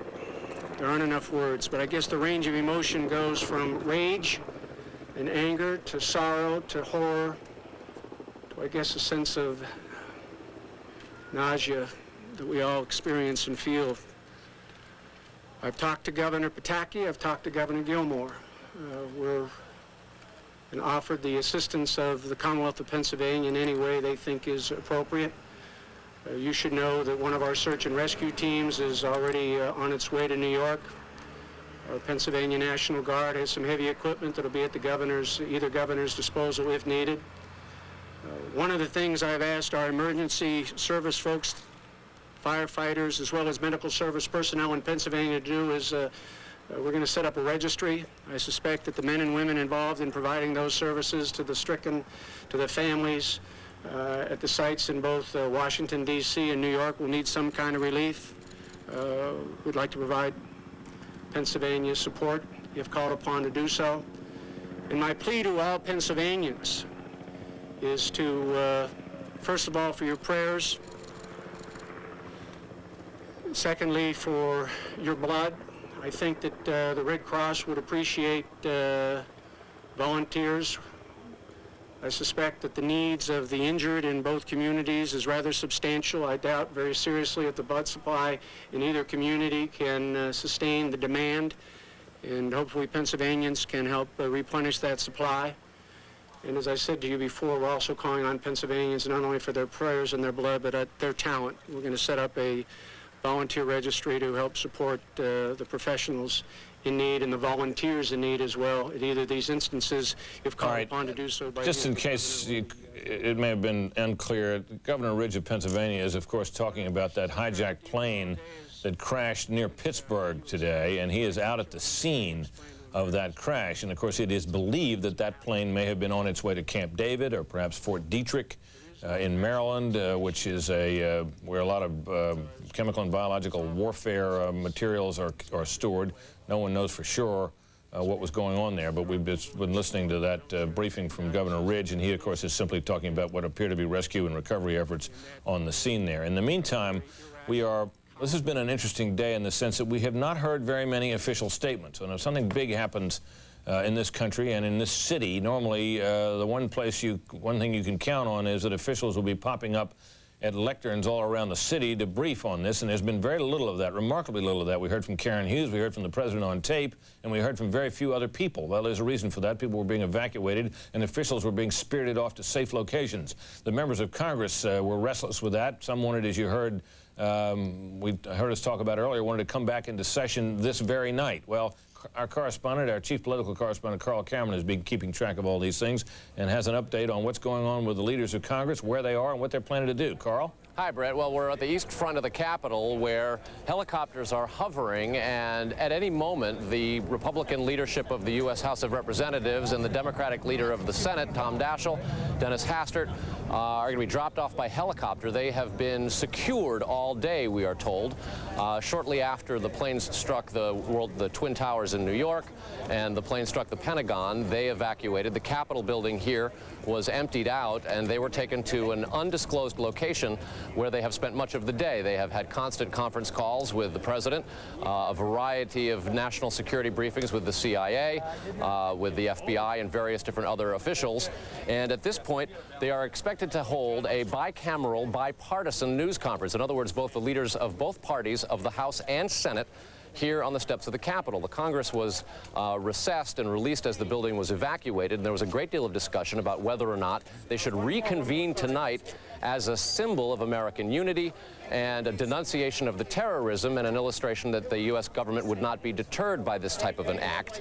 Some lawmakers have made themselves available after some of their briefings, and whether it is a Republican or a Democrat, they have all described the United States in one way or another as in a state of war. Here's a sampling from one member of each party. And I characterize it as a man who lived through World War II, as a young sailor at the end of the war. It's another Pearl Harbor for this country. This is a strong and united country, and our adversaries should know that. And we are prepared to defend our people and to fight back. Time and again, there have been assertions, if not suggestions, that Osama bin Laden or some associated cell has been behind this. Richard Shelby, the former chairman, now ranking member of the Senate Intelligence Committee, also talked about this as being caught flat-footed, a condemnation of U.S. counterintelligence exercises, saying in effect that the United States never saw it coming. Britt, we'll throw it back to you in the studio. All right, Carl, thanks. Carl, thanks very much.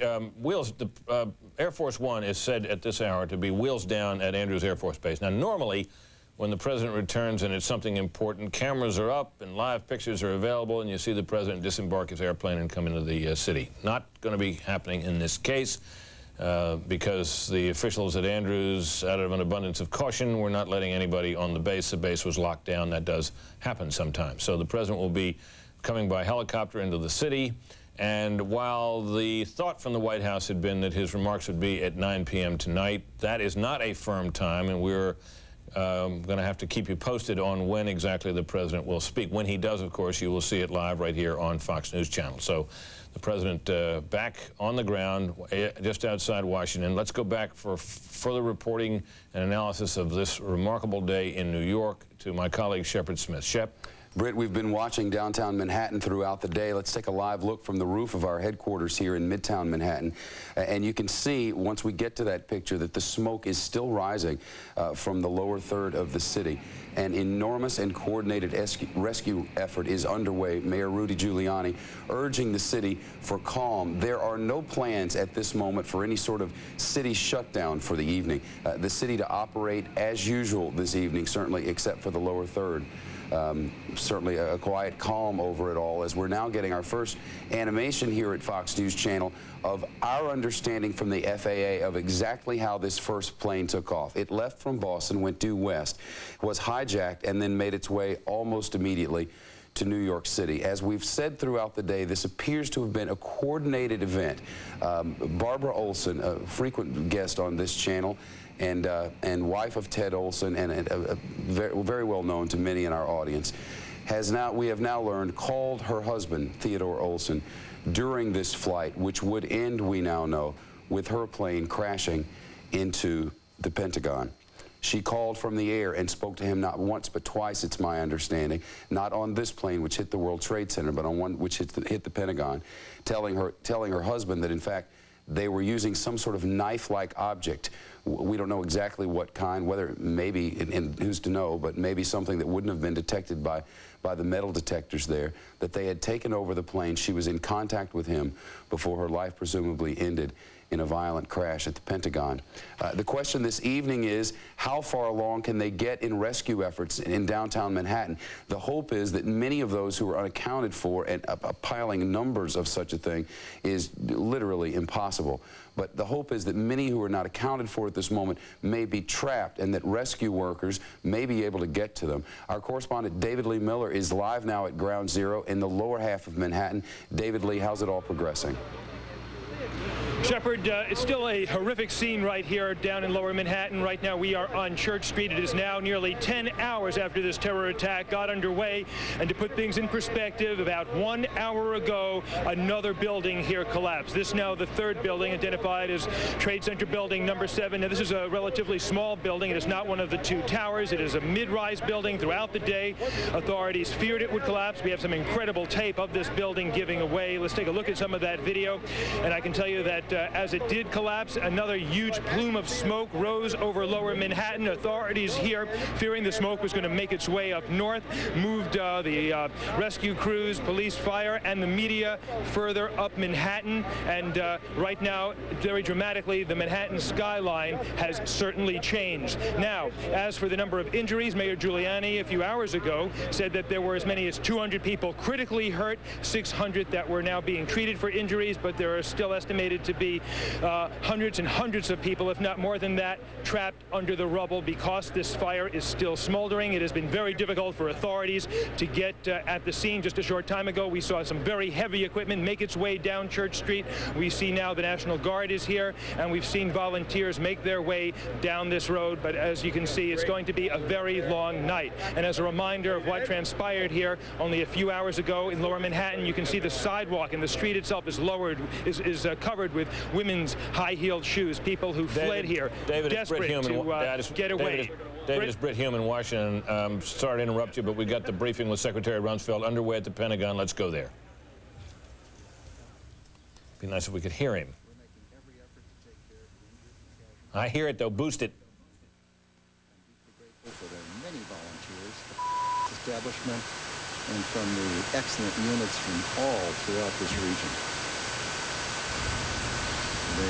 Well, folks, this is the kind of thing that happens in live television. You just heard me when you didn't need to, and you needed to hear Secretary Rumsfeld, and we are struggling to get that audio working. And in the meantime, we're just going to keep an eye on the Secretary until somebody tells me that we can actually hear him. And when we can, you will hear him as well. This has been quite a day for him. He spent the entire day inside the Pentagon, and much of it in the national commands, national throughout the areas. I should say we've received calls from across the world offering their sympathy and indeed their assistance in various ways. I'm very pleased to be joined here by Chairman Carl Levin and Senator John Warner. Senator Warner called earlier today and offered his support and was kind enough to come down and has been with us. We've very recently had a discussion with the President of the United States. Chairman Hugh Shelton has just landed from Europe. Secretary of the Army, Tom White, who has a responsibility for incidents like this as executive agent for the Department of Defense, is also joining me. It's an indication that the United States government is functioning in the face of this terrible act against our country. I should add that the briefing here is taking place in the Pentagon. The Pentagon's functioning. It'll be in business tomorrow. I know the interest in casualty figures, and all I can say is it's not possible to have solid casualty figures at this time. And the various components are doing roster checks and we'll have information at some point in the future, and as quickly as it's possible to have it, it will certainly be made available to each of you. I'll be happy to take a few questions after asking first General Shelton if he would like to say anything, and then we will allow the others to make a remark or two. Thank you, Mr. Secretary. Ladies and gentlemen, as the Secretary just said, today we have watched the tragedy of an outrageous act of barbaric terrorism carried out by fanatics against both civilians and military people, acts that have killed and maimed many innocent and decent citizens of our country. I extend my condolences to the entire Department of Defense families, military and civilian, and to the families of all those throughout our nation who lost loved ones. It is the almost uniquely American urge to rally around the chief executive without regard to party when things get rough for this country. And Howard, have you any reason to believe that won't happen this time? I'm sure that it will, Brian, and that's the point that the senators were making in private. They wanted him to be literally and figuratively the rallying flag, to show himself, to be the leader, to be the commander-in-chief and the symbol of the country, and to do it visibly and to do it quickly. And that, of course, is what the president is going to do. And I've been around here for now a long time, Brian, and I have never seen a sight or heard one quite like the members of Congress spontaneously on the steps of a Capitol breaking out in song in honor of this country. And that's a deep emotional bond. You saw Senator Trent Lott leaning over to embrace the Democrat Barbara Mikulski. You saw the people spontaneously expressing their love of country and their concern and hope and dedication to the country. And that's the kind of wellspring of emotion that the senators meeting privately today wanted the president to tap, and I think he will tap into tonight. But to call this a defining moment both for him and the country is an understatement. But right now the measurements are not of George Bush per se. They're of the presidency and our ability to come together as a country. It was an incredible moment on the Hill tonight. The leadership, both parties coming together, followed by an impromptu singing of God Bless America. And to our viewers, we will re-rack that tape and have it for you in the hours as our coverage continues here. And Howard Fineman, I know you're going to be available to us, and thank you for coming on, for your contributions. We are coming up to the bottom of the hour here tonight, which means that in about 2 minutes' time, from the Oval Office, President George W. Bush will address the nation. We know a few things about what is planned here tonight. We know he is scheduled to talk for roughly 4 to 5 minutes, and we know that the planning was to focus mostly on what is the real tragedy across this country tonight, and that is the victims, those who were killed, and unspeakable numbers of victims. There is so much we still don't know tonight about things like the death toll. Let us take just a moment here. We're a minute away from the president and show you what happened on Capitol Hill tonight. And there I love, stand beside her and guide her through the night with the light from above, from the mountains to the prairies, to the ocean, white with foam. God bless America, my home, sweet home. God bless America, my home, sweet home. That is how it happened tonight on Capitol Hill, an impromptu singing after an emotional moment. The president is waiting for the cue in the Oval Office after a long day. Here now, the President of the United States. Good evening. Today, our fellow citizens, our way of life, our very freedom came under attack in a series of deliberate and deadly terrorist acts. The victims were in airplanes or in their offices, secretaries, businessmen and women, military and federal workers, moms and dads, friends and neighbors. Thousands of lives were suddenly ended by evil, despicable acts of terror. The pictures of airplanes flying into buildings fires burning, huge structures collapsing, have filled us with disbelief, terrible sadness, and a quiet, unyielding anger. These acts of mass murder were intended to frighten our nation into chaos and retreat. But they have failed. Our country is strong. A great people has been moved to defend a great nation. Terrorist attacks can shake the foundations of our biggest buildings, but they cannot touch the foundation of America. These acts shatter steel, but they cannot dent the steel of American resolve. America was targeted for attack because we're the brightest beacon for freedom and opportunity in the world, and no one will keep that light from shining. Today, our nation saw evil, the very worst of human nature, and we responded with the best of America, with the daring of our rescue workers, with the caring for strangers and neighbors who came to give blood and help in any way they could. Immediately following the first attack, I implemented our government's emergency response plans. Our military is powerful, and it's prepared. Our emergency teams are working in New York City and Washington, D.C. to help with local rescue efforts. Our first priority is to get help to those who have been injured and to take every precaution to protect our citizens at home and around the world from further attacks. The functions of our government continue without interruption. Federal agencies in Washington, which had to be evacuated today, are reopening for essential personnel tonight and will be open for business tomorrow. Our financial institutions remain strong, and the American economy will be open for business as well. The search is underway for those who are behind these evil acts. I've directed the full resources of our intelligence and law enforcement communities to find those responsible and to bring them to justice. We will make no distinction between the terrorists who committed these acts and those who harbor them. I appreciate so very much the members of Congress who have joined me in strongly condemning these attacks. And on behalf of the American people, I thank the many world leaders who have called to offer their condolences and assistance.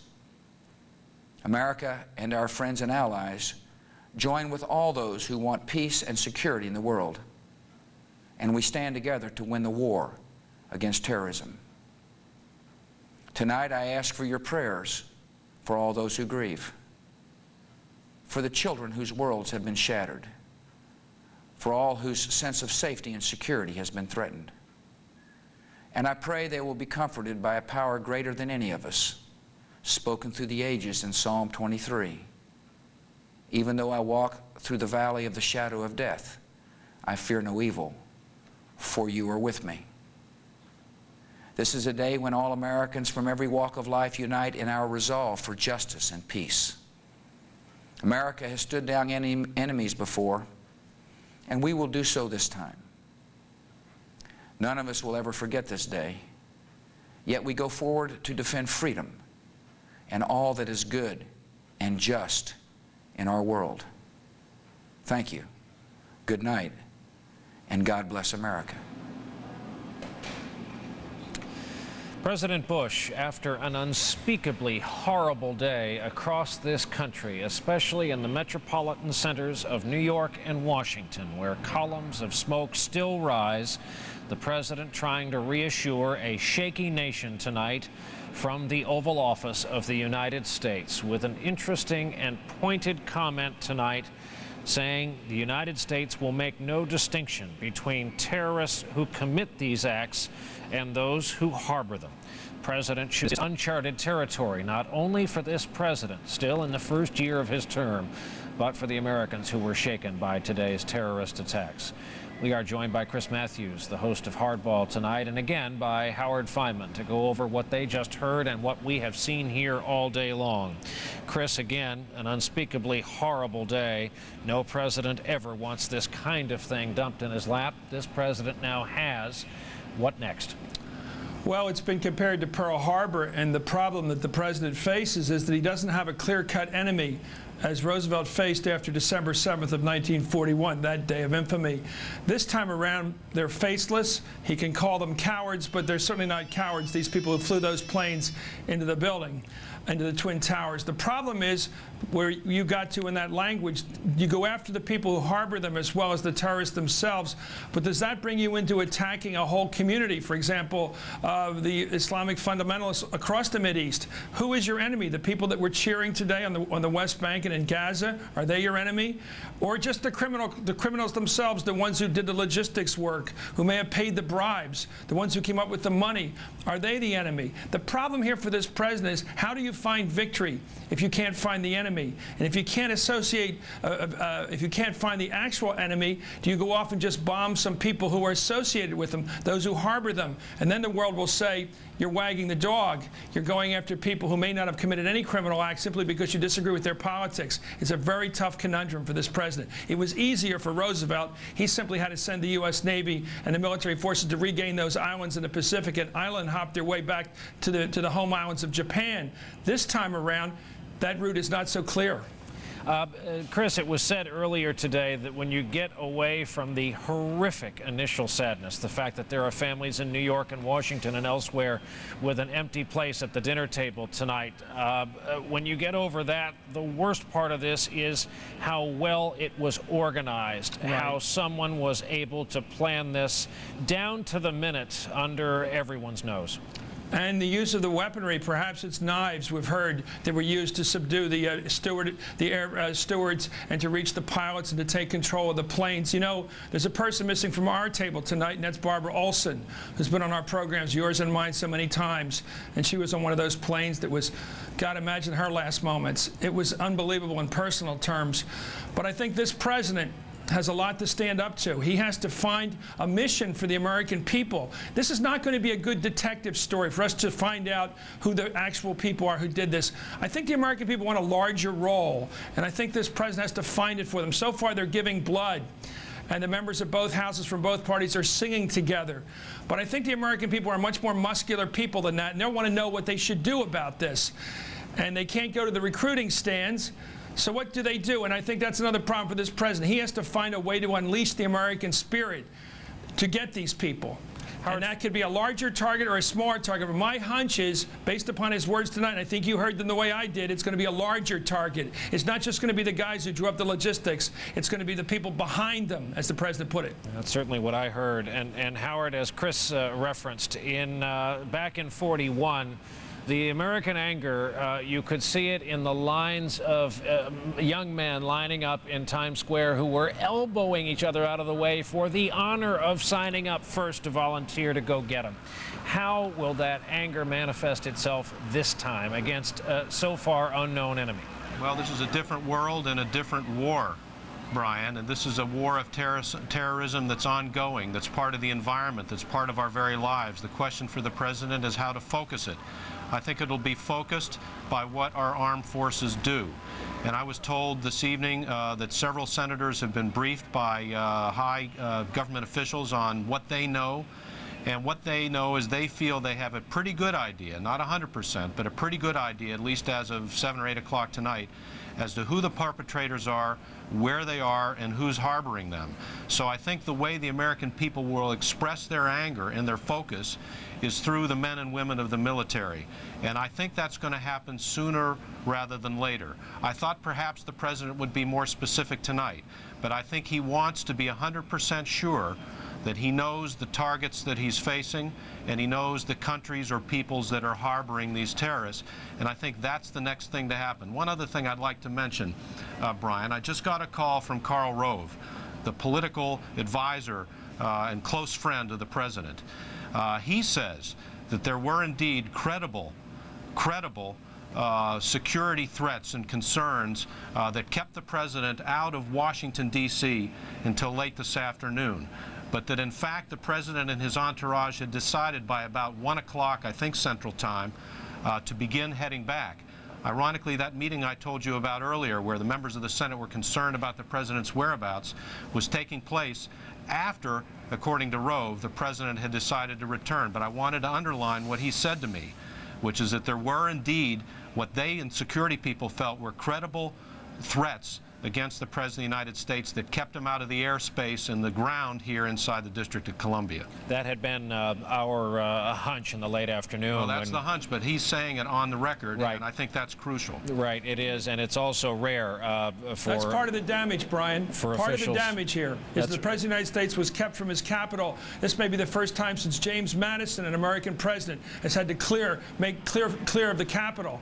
And it's serious business. I think it's going to hurt the country's self-image to know that its president couldn't come to the White House, couldn't come to Washington. I think it's part of the damage today. Remember, there was the time in '63 when there was some debate over whether or not to bring LBJ back, and they decided to make a statement by flying back home that night, as George W. Bush did today. As we've been talking, Chris, we've looked at the first tape pictures coming in of the damage at the Pentagon. It's the first up-close view we've gotten today. Chris, how many times today have you kind of stopped yourself after this nonstop coverage and said, my God, they got the Pentagon? Well, yeah, because you're making the statement in the question, which is this is the most secure target in the country. This is the most difficult to reach spot. And what we've learned today is if you can hijack a plane, you can get anywhere in the States. They could have gone after the Washington Monument, the Lincoln Memorial, the Liberty Bell. They could have gone after the White House. What would have stopped them today? I think that's another question. I think we're going to live in a state which has much less freedom than we had before today. The president said we're fighting for freedom against the enemies of freedom. But the fact is, we've already seen we've lost freedom. You or I can't drive by the White House anymore and wave or honk our horns like we used to do in the old days. The American people don't have that freedom to go to the Capitol. When I first came to Washington, any American, anybody in the world could walk up to their congressman and to their office and say hi without going through any kind of metal detectors or x-rays or anything. Today, it's like going from East and West Berlin. We have lost our freedom because of these terrorists. Howard Feynman, the American people have such an enormous potential well of goodwill, especially during times like this. They are ready to envelop George W. Bush. They would envelop whoever the chief executive was right now, and I guess the next 24 hours where the feelings of the kind of the frayed nerves of the American people really become crucial. Well, and I think that's a job that the president has, in addition to commander-in-chief. There's a royal, almost, aspect to being president, a symbolic aspect. The president has to be visible. He has to be willing to be embraced emotionally. He has to be willing to tap into the deep wells of collective emotion that we have in this democracy. That's what Bill Clinton, for all his faults, was very good at, and what he did so well after the Oklahoma City bombing. George Bush is not a man who likes spectacle. He's actually, in many surprising ways, a private man. But he's got to make himself public. He's got to be seen. He's got to be understood, and he's got to be looked at and identified with by the American people. And I think there are people around him, Karl Rove among them, who are telling him just that. A 5-minute, eloquent, short speech, firm in its resolve, with references to God and the Bible, are great.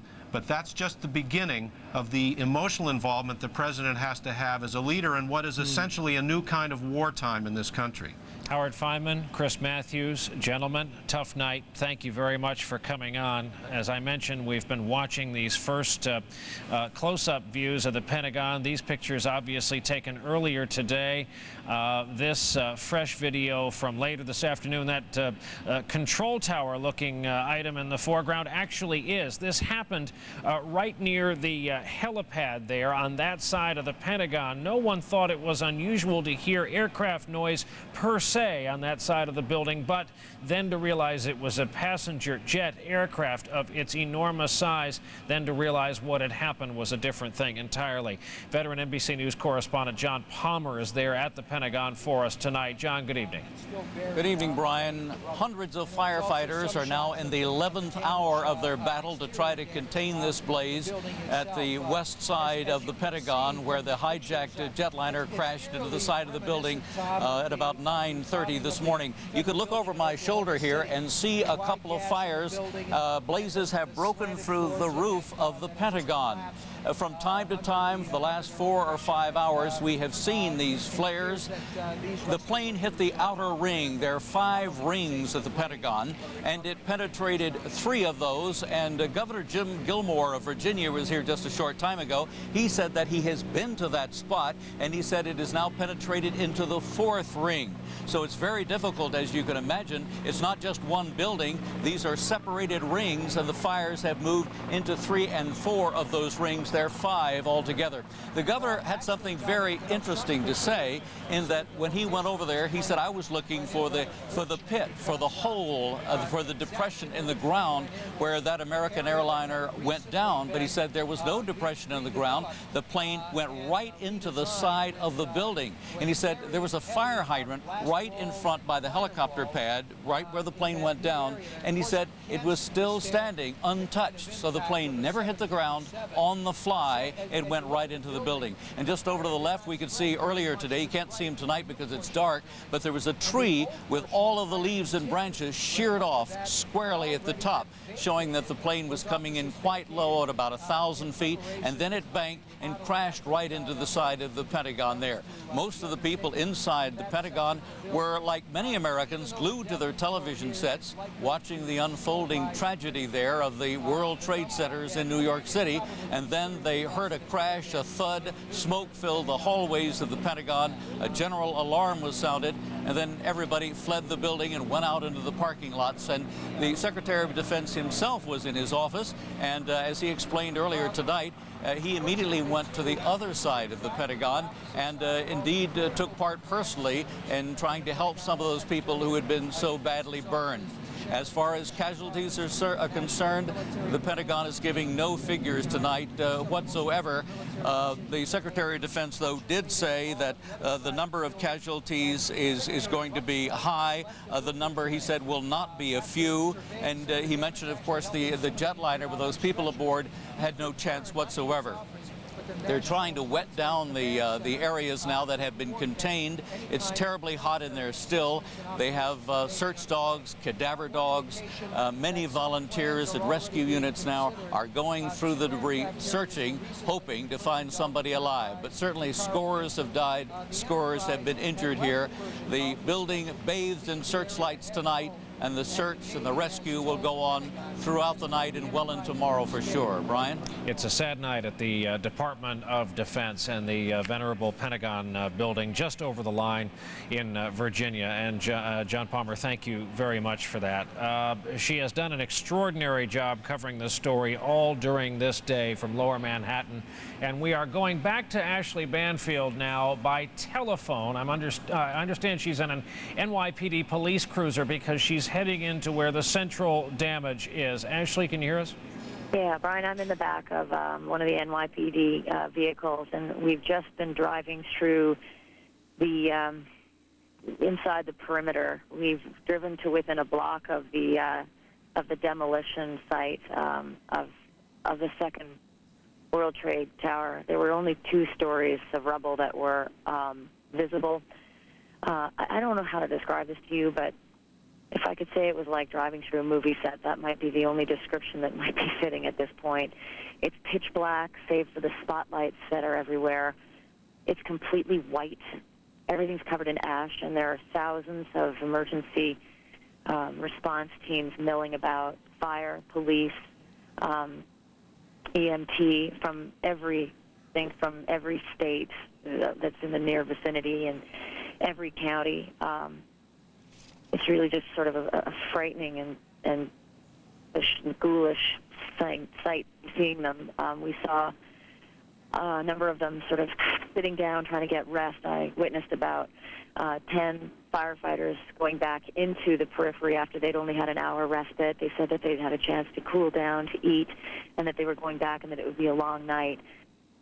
We've also seen about 60 dump trucks all lined up, ready to cart away debris, and about 24 semis as well are going to help in carting away a lot of this debris as well.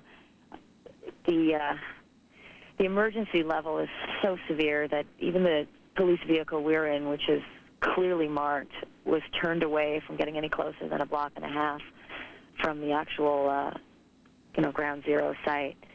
But I would like to say this, that the intelligence department of the NYPD is now feverishly searching for any video that any tourist might have been taking pre-explosion, pre-air disaster, pre-any of this. They want faces. They want people who are in the area of the World Trade Towers.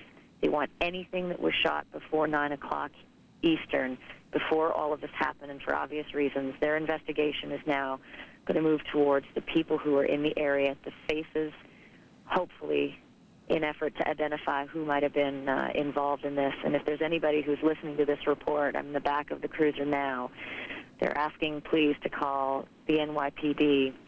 And there's actually a number. It's 212-577-TIPS.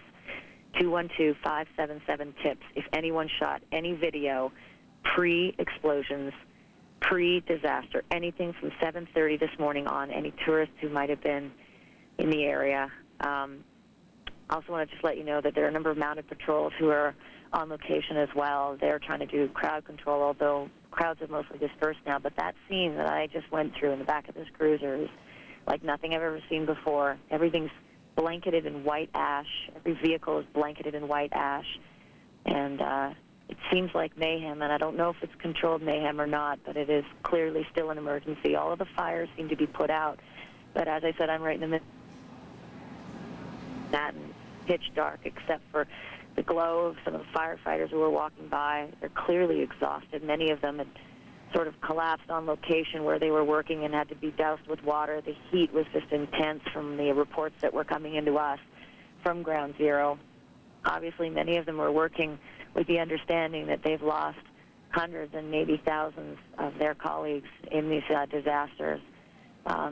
I know that an officer I spoke with earlier heard on his radio while he was doing crowd control from the 40th floor of Tower 2, his fellow officers calling for help, screaming for help as the tower came down, and he knew that none of them had survived. And so many of them are despondent and trying very hard to do the jobs that they're sent here to do, knowing full well that several hundred of their friends and colleagues are dead and are lying in the tomb, which they're in right now. There are dogs on the scene as well, obviously. As far as bodies are concerned, pretty tough guess as to what they've been able to find at this point. I know from some of the on-site reports from officers who I've spoken with, it was absolutely grisly. There were body parts, there were arms, there were legs, there were heads strewn all about that site. But probably some of the most work will come tomorrow in daylight. And those bulldozers that we've been seeing, the construction vehicles that have been pouring into this site, will start the work of trying to remove that rubble. If I can just explain again, the view out of this cruiser at Ground Zero of Tower 2, which is the north tower of the World Trade Center, it was only 2 stories high, and it was just of metal and debris. There was nothing left except for a mound of debris, and it was only 2 stories of it. It's just absolutely remarkable what that was diminished to, those 2 towers. And Ashley, tonight we should tell you the updated numbers. 200 New York City firefighters feared dead, 78 New York City police officers missing, listed only as missing. There are a lot of anxious families that contain a New York City police officer or a firefighter. A day of just superb and emotional coverage for our own Ashley Banfield today, who is now driving out of the center of the damage district in Lower Manhattan. Also in Lower Manhattan, St. Vincent's Hospital, Greenwich Village, was a scene of much of the activity. Triage, as they call assessing the wounded, the drive to get blood donations. NBC News Chief Science Correspondent Robert Bazell has been on station there for a good deal of time. Bob, good evening to you. What can you report?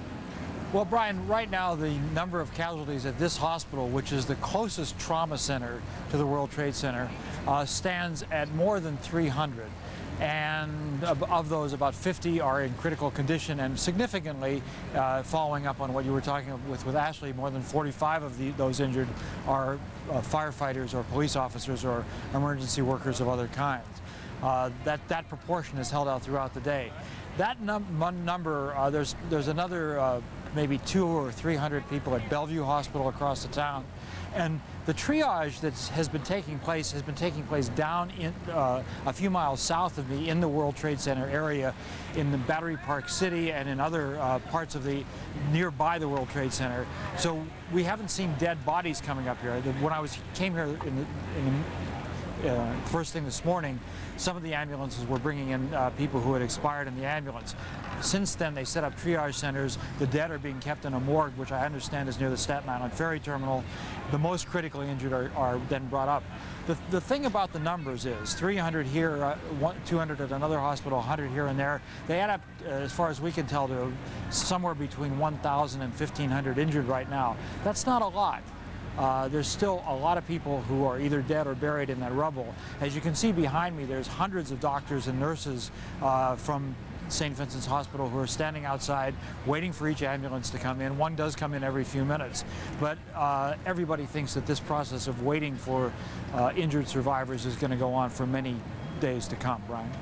Bob, they have to still be very, very gingerly around the wreckage. It is still settling. They can still hear people inside the wreckage, and that is just going to be the most painful part of this. The next 24 to maybe 72 hours become so crucial.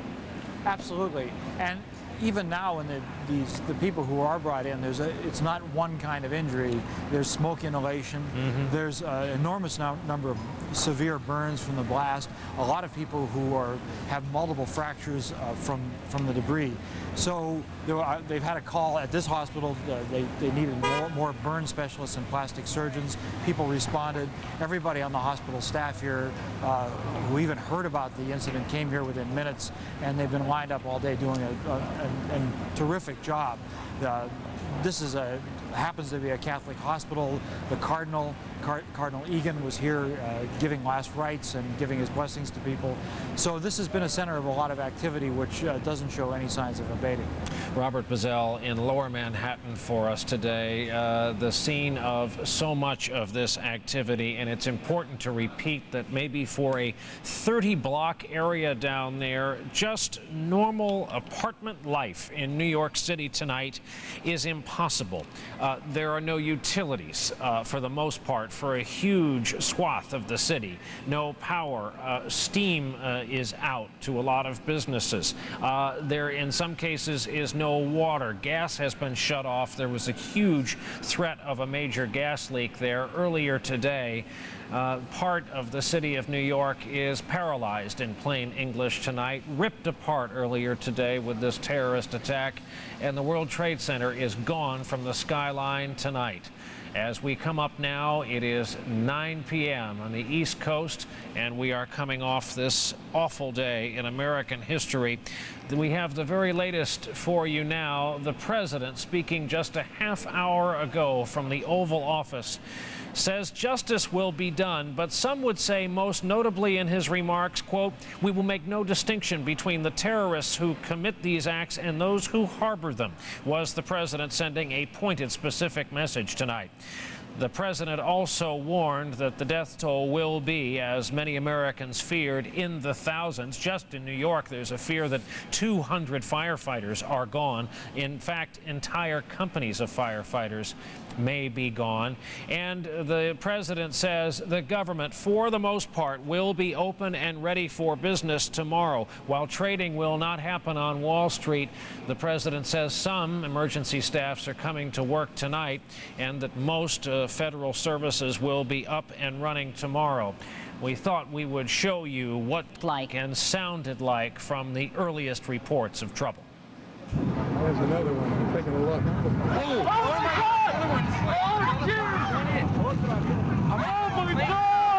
another one just hit. Something else just hit. A very large plane just flew directly over my building, and there's been another collision. Went straight into one of the Twin Towers. It disintegrated instantly. It was the most awful thing I've ever seen. It straightened itself out and dove to the other side and crashed right in. An explosion was so terrific it looked like it had dynamite in it.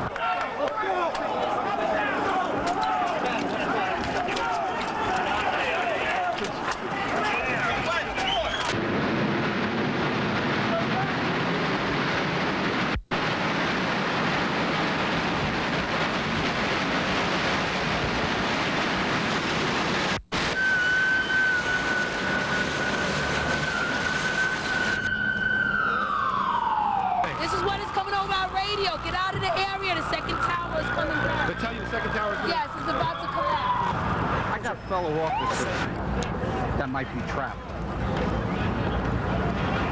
I'm not trying to be a hero, but I think if you were in this position, you'd do the same thing. But there were people falling out of the sky. We were trying to get people away when the second collapse occurred, and I dove under a truck, so I don't know how I'm here. I spent a year in combat. I never saw anything like this. After the first tower collapsed, we were back in there trying to bring people out. We knew the second one was about to come down, but we were lifting one person, and when it came down, we all just ran for our lives. You could hear the rumbling. When you looked up, you could see the top of the building just crumbling. We all headed south, and you could feel the wind hitting in the back because as the debris hit. Couldn't see. Everything was totally black. You were just walking, hoping to find daylight. It was just unbelievable. I never seen anything like it in my life. I'm just thinking about the firemen I see going up the stairs behind me and look at half of this building. I don't know. It was a hideous scene. There were comparisons to Mount St. Helens in every area but the death toll, which is growing steadily tonight. No one even hazarding a guess about a number. And there you see Lower Manhattan tonight, missing a landmark, a monument of sorts to some. The Twin Towers are gone. They are down. The light you see, floodlights helping with the rescue effort. Most of the fires, we're told, have been put out, but the plume of smoke continues from the barely extinguished blazes and from the dust of the construction that came down earlier today. As I mentioned, we heard from the president tonight 33 minutes ago in the Oval Office. Mr. Bush, after a long day, there were stretches today when we did not know for sure where the president was, and that's exactly the way the White House wanted it for security reasons. Bob Kerr at the White House tonight watched along with us as the president addressed the nation. Bob, good evening. Brian, you said it yourself earlier that this is a challenge, would be a challenge to any president. This, of course, a relatively new president, less than a year in office. The president, we're told, was able to watch some of those horrible pictures you just showed as he flew today, first from Florida to a military facility in Louisiana, and then from the military facility in Louisiana on to Nebraska. We weren't sure whether the president was going to come back here to deliver his speech to the nation at the White House tonight, but the president and his aides thought it would be a very important symbol for him to return here, and so ultimately that is what was decided. The president in his remarks talked about it being an attack on the very essence of freedom in this country. Let's hear a little bit of what he said earlier. Terrorist attacks can shake the foundations of our biggest buildings, but they cannot touch the foundation of America. These acts shatter steel, but they cannot dent the steel of American resolve. America was targeted for attack because we're the brightest beacon for freedom and opportunity in the world, and no one will keep that light from shining. The president in his remarks went on to say, Brian, as you have pointed out, in a very sharp comment, he said, we will make no distinction between terrorists and those who harbor them. But we did have a briefing just before the president went on the air from his spokesperson, Ari Fleischer. And Ari Fleischer said that this is not a night to talk about targets and the perpetrators of these deeds. There is information here and within the government about that. They didn't want to get into it tonight. Another question was raised. Someone said to Ari Fleischer, look, a lot of people in this country are very, very angry. What about the president? What can you tell us about his mood? Ari Fleischer said the president all day. Very even keel, but a steely demeanor is how Ari Fleischer put it. A steely demeanor, resolute. Did not use the word anger, but he said that he had very tough words in private for those who committed these deeds. Brian, back to you. All right, Bob Kerr from the White White House tonight. Thank you. We should point out that it was Howard Feynman who reported on our air this evening a call he received from Karl Rove, one of the president's senior men, who went ahead and disclosed the president was under numerous threats today, and that is the reason that he was kept from Washington for quite some time. For a time there, the American people saw Karen Hughes telling them that government was up and running and trying to calm people while the president was out at an Air Force base in the Midwest. Then the decision was made, which pleased a lot of senators on the Hill, Republicans among them, to bring the president back and that he would talk to the American people tonight, as he did. NBC News Chief Foreign Affairs correspondent Andrea Mitchell covering this story along with us all day long, with us tonight from our Washington bureau. Andrea, good evening to you. Good evening. Tonight, as you know, U.S. officials are mobilizing worldwide the huge intelligence network, trying to find the culprits of this dastardly act and also trying to make sure that the terrorists do not strike again. An attack on America coordinated with military precision. 4 planes, split-second timing, penetration of airports and airspace, no warning. They can destroy buildings, they can kill people, and we will be saddened by this tragedy, but they will never be allowed to kill the spirit of democracy.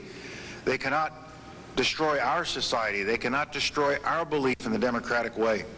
The first question tonight, is it over? The terrible answer, despite billions spent on U.S. intelligence, the nation's top experts do not know where or when terrorists will strike next. The problem is that they are hard to penetrate. They are located in places that we're very hard-pressed to get any kind of information out of. And as hard as our agencies have tried, they've had some success. You don't hear about that. We only hear about the failure.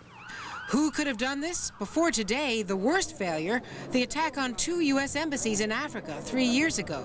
Again, perfectly timed, no warning, 224 dead.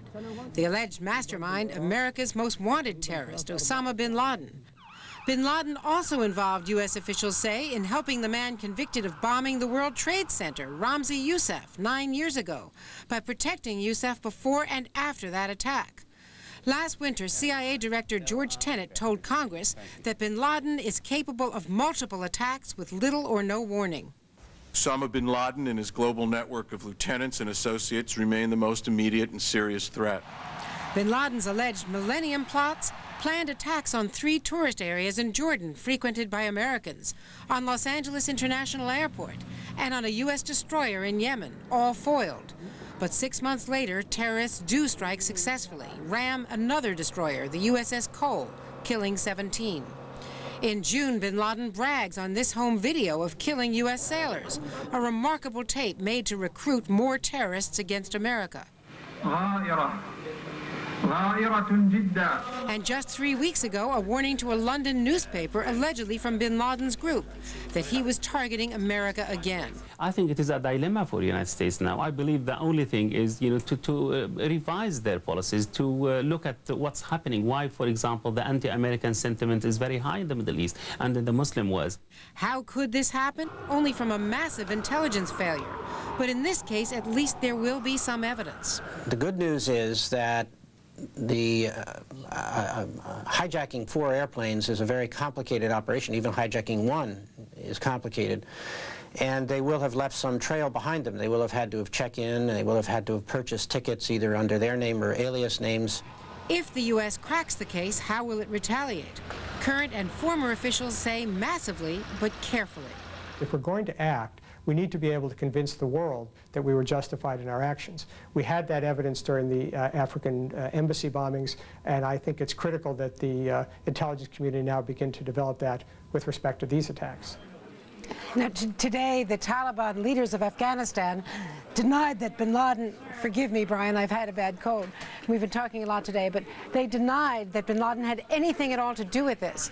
But you heard George Bush say tonight that they will make no distinction between those responsible for the attack and those who harbor them. And that is the clear message to the Taliban. It's a message that was delivered to them within the last couple of weeks by U.S. officials, that they will be retaliated against if they can pin an attack like this on bin Laden. And so if the evidence is developed, that's exactly what's going to happen. And we are told that at least some members of the Senate have been briefed on intelligence intercepts, electronic intercepts, by members of bin Laden's group, acknowledging that targets have been hit after the fact, and that one of the members of his group was apparently or possibly on one of the 4 doomed airliners. So there are leads tonight. And Andrea, I heard somebody say earlier, think of all the hearings on the Hill on intelligence and all the blacked out items and all the budgets where no one can know what the money's being spent on. Think of all the people who've been forced to show a money clip at the airport x-ray machines. And today in this country, we had 4 commercial jetliners hijacked and all aboard, presumably dead tonight. It's incredible. Brian, it is incredible, and that's why the suspicion immediately was on bin Laden, because of his ability to have pulled off, according to all of the evidence in the court case, pulled off the simultaneous attacks on the 2 embassies in Africa in 1998.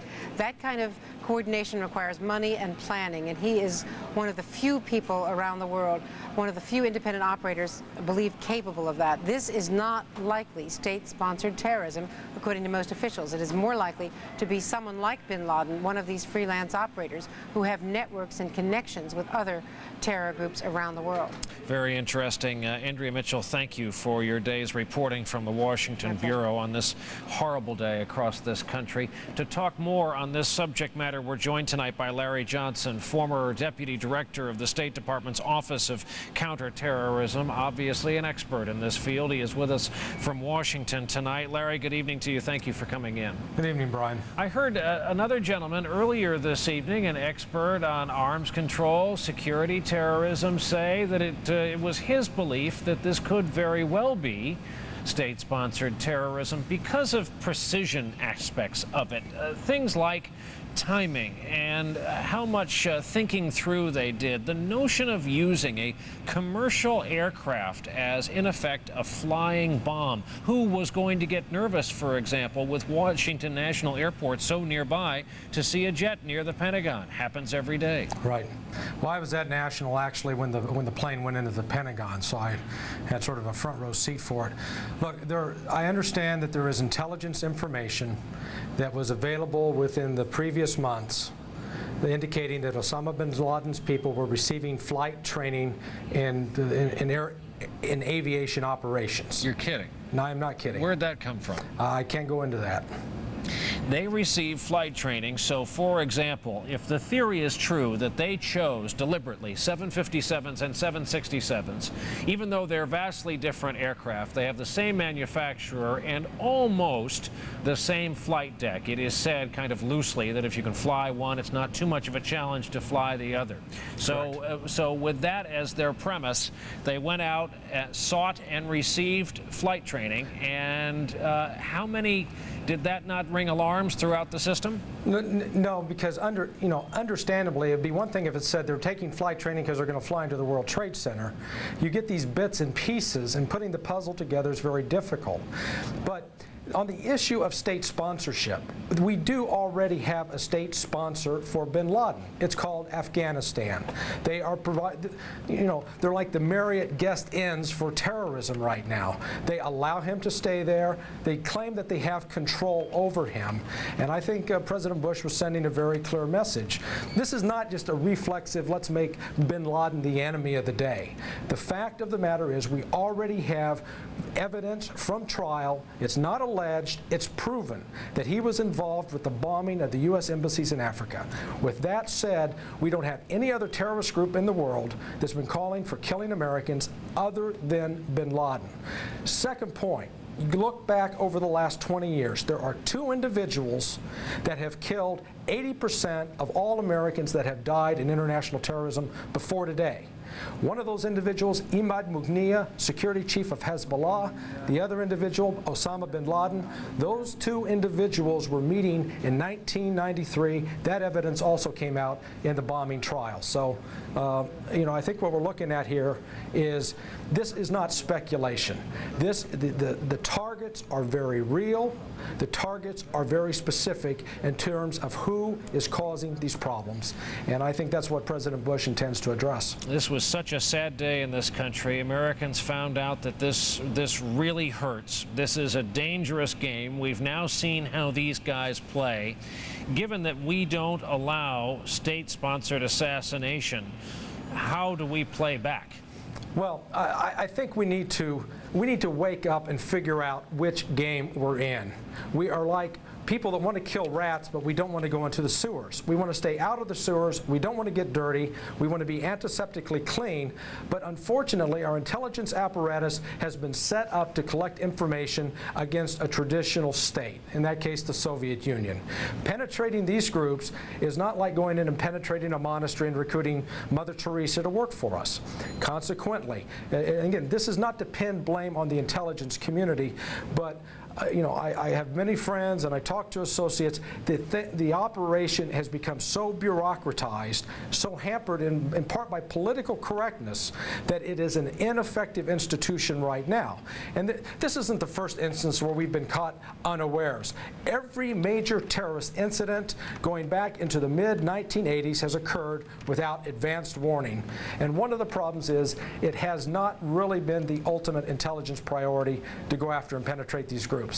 Larry Johnson, thank you very much for being with us tonight. Thanks, are Brian. Going to bring up another expert in this field, a man who approaches this from several different angles. He has been a pilot, he has been a United States Senator, and spends a good deal of his modern adult life thinking about these issues. Warren Rudman is with us by telephone. Senator, good evening to you. Good evening. How are you? I'm fine. Thank you, sir. First of all, I'm just curious, having watched this along with us, such a sad day across this country, how you must feel about this tonight. Well, I, of course, share everyone's sadness and shock, but I must tell you that when I heard about it this morning, when I was in a cab going to work, the cab driver had the radio on, and the first thing that occurred to me was, my God, we forecast this for the past several years, and our Commission on National Security, I'm sad to say, forecasted almost precisely. Remind for our viewers, how, in what form, when? 3.5 years ago, President Clinton commissioned a national security study to look at U.S. security in the 21st century. And just shortening this up for you, Brian, the bottom line is that after, with an incredible group of experts, people whose names are known throughout the country, we came to the conclusion that the greatest threat to America was terrorism, state-sponsored and non-state-sponsored, against the American homeland. And we strongly recommended, and this was this March of this year, that the entire system of dealing with both prevention and response had to be changed. I'm guessing no one anticipated that they would use commercial airliners full of fuel for transatlantic trips as flying bombs, and no one anticipated that they would actually really go after the Pentagon with an airliner. Well, let me say that if you read the report, we talked about two things. We talked about weapons of mass destruction, meaning chemical, biological, and nuclear. We also talked about weapons of mass disruption. We didn't define them, but the fact is that any instrumentality carrying a lot of fuel, being a truck, that's right, a ship, or an airplane, falls into that category. And so the fact that these people are able to come up with these ideas, I mean, hell, they've been written about in American novels, as you well know. Right. Now, our last guest, in terms of retaliation, just said, we got to decide what game we're in. Where do you come down on that? Well, I agree with a lot of what he said. I would only say that I think we have to have some caution. I mean, surely we don't need a standard of proof that could have in a criminal court, but you certainly want some pretty solid evidence as to who's involved here. Certainly, bin Laden is a prime suspect, but let me point out, there are other organizations that are well-financed, that U.S. intelligence is aware of. And there's also the possibility of state-sponsored terrorism. We've got people like Saddam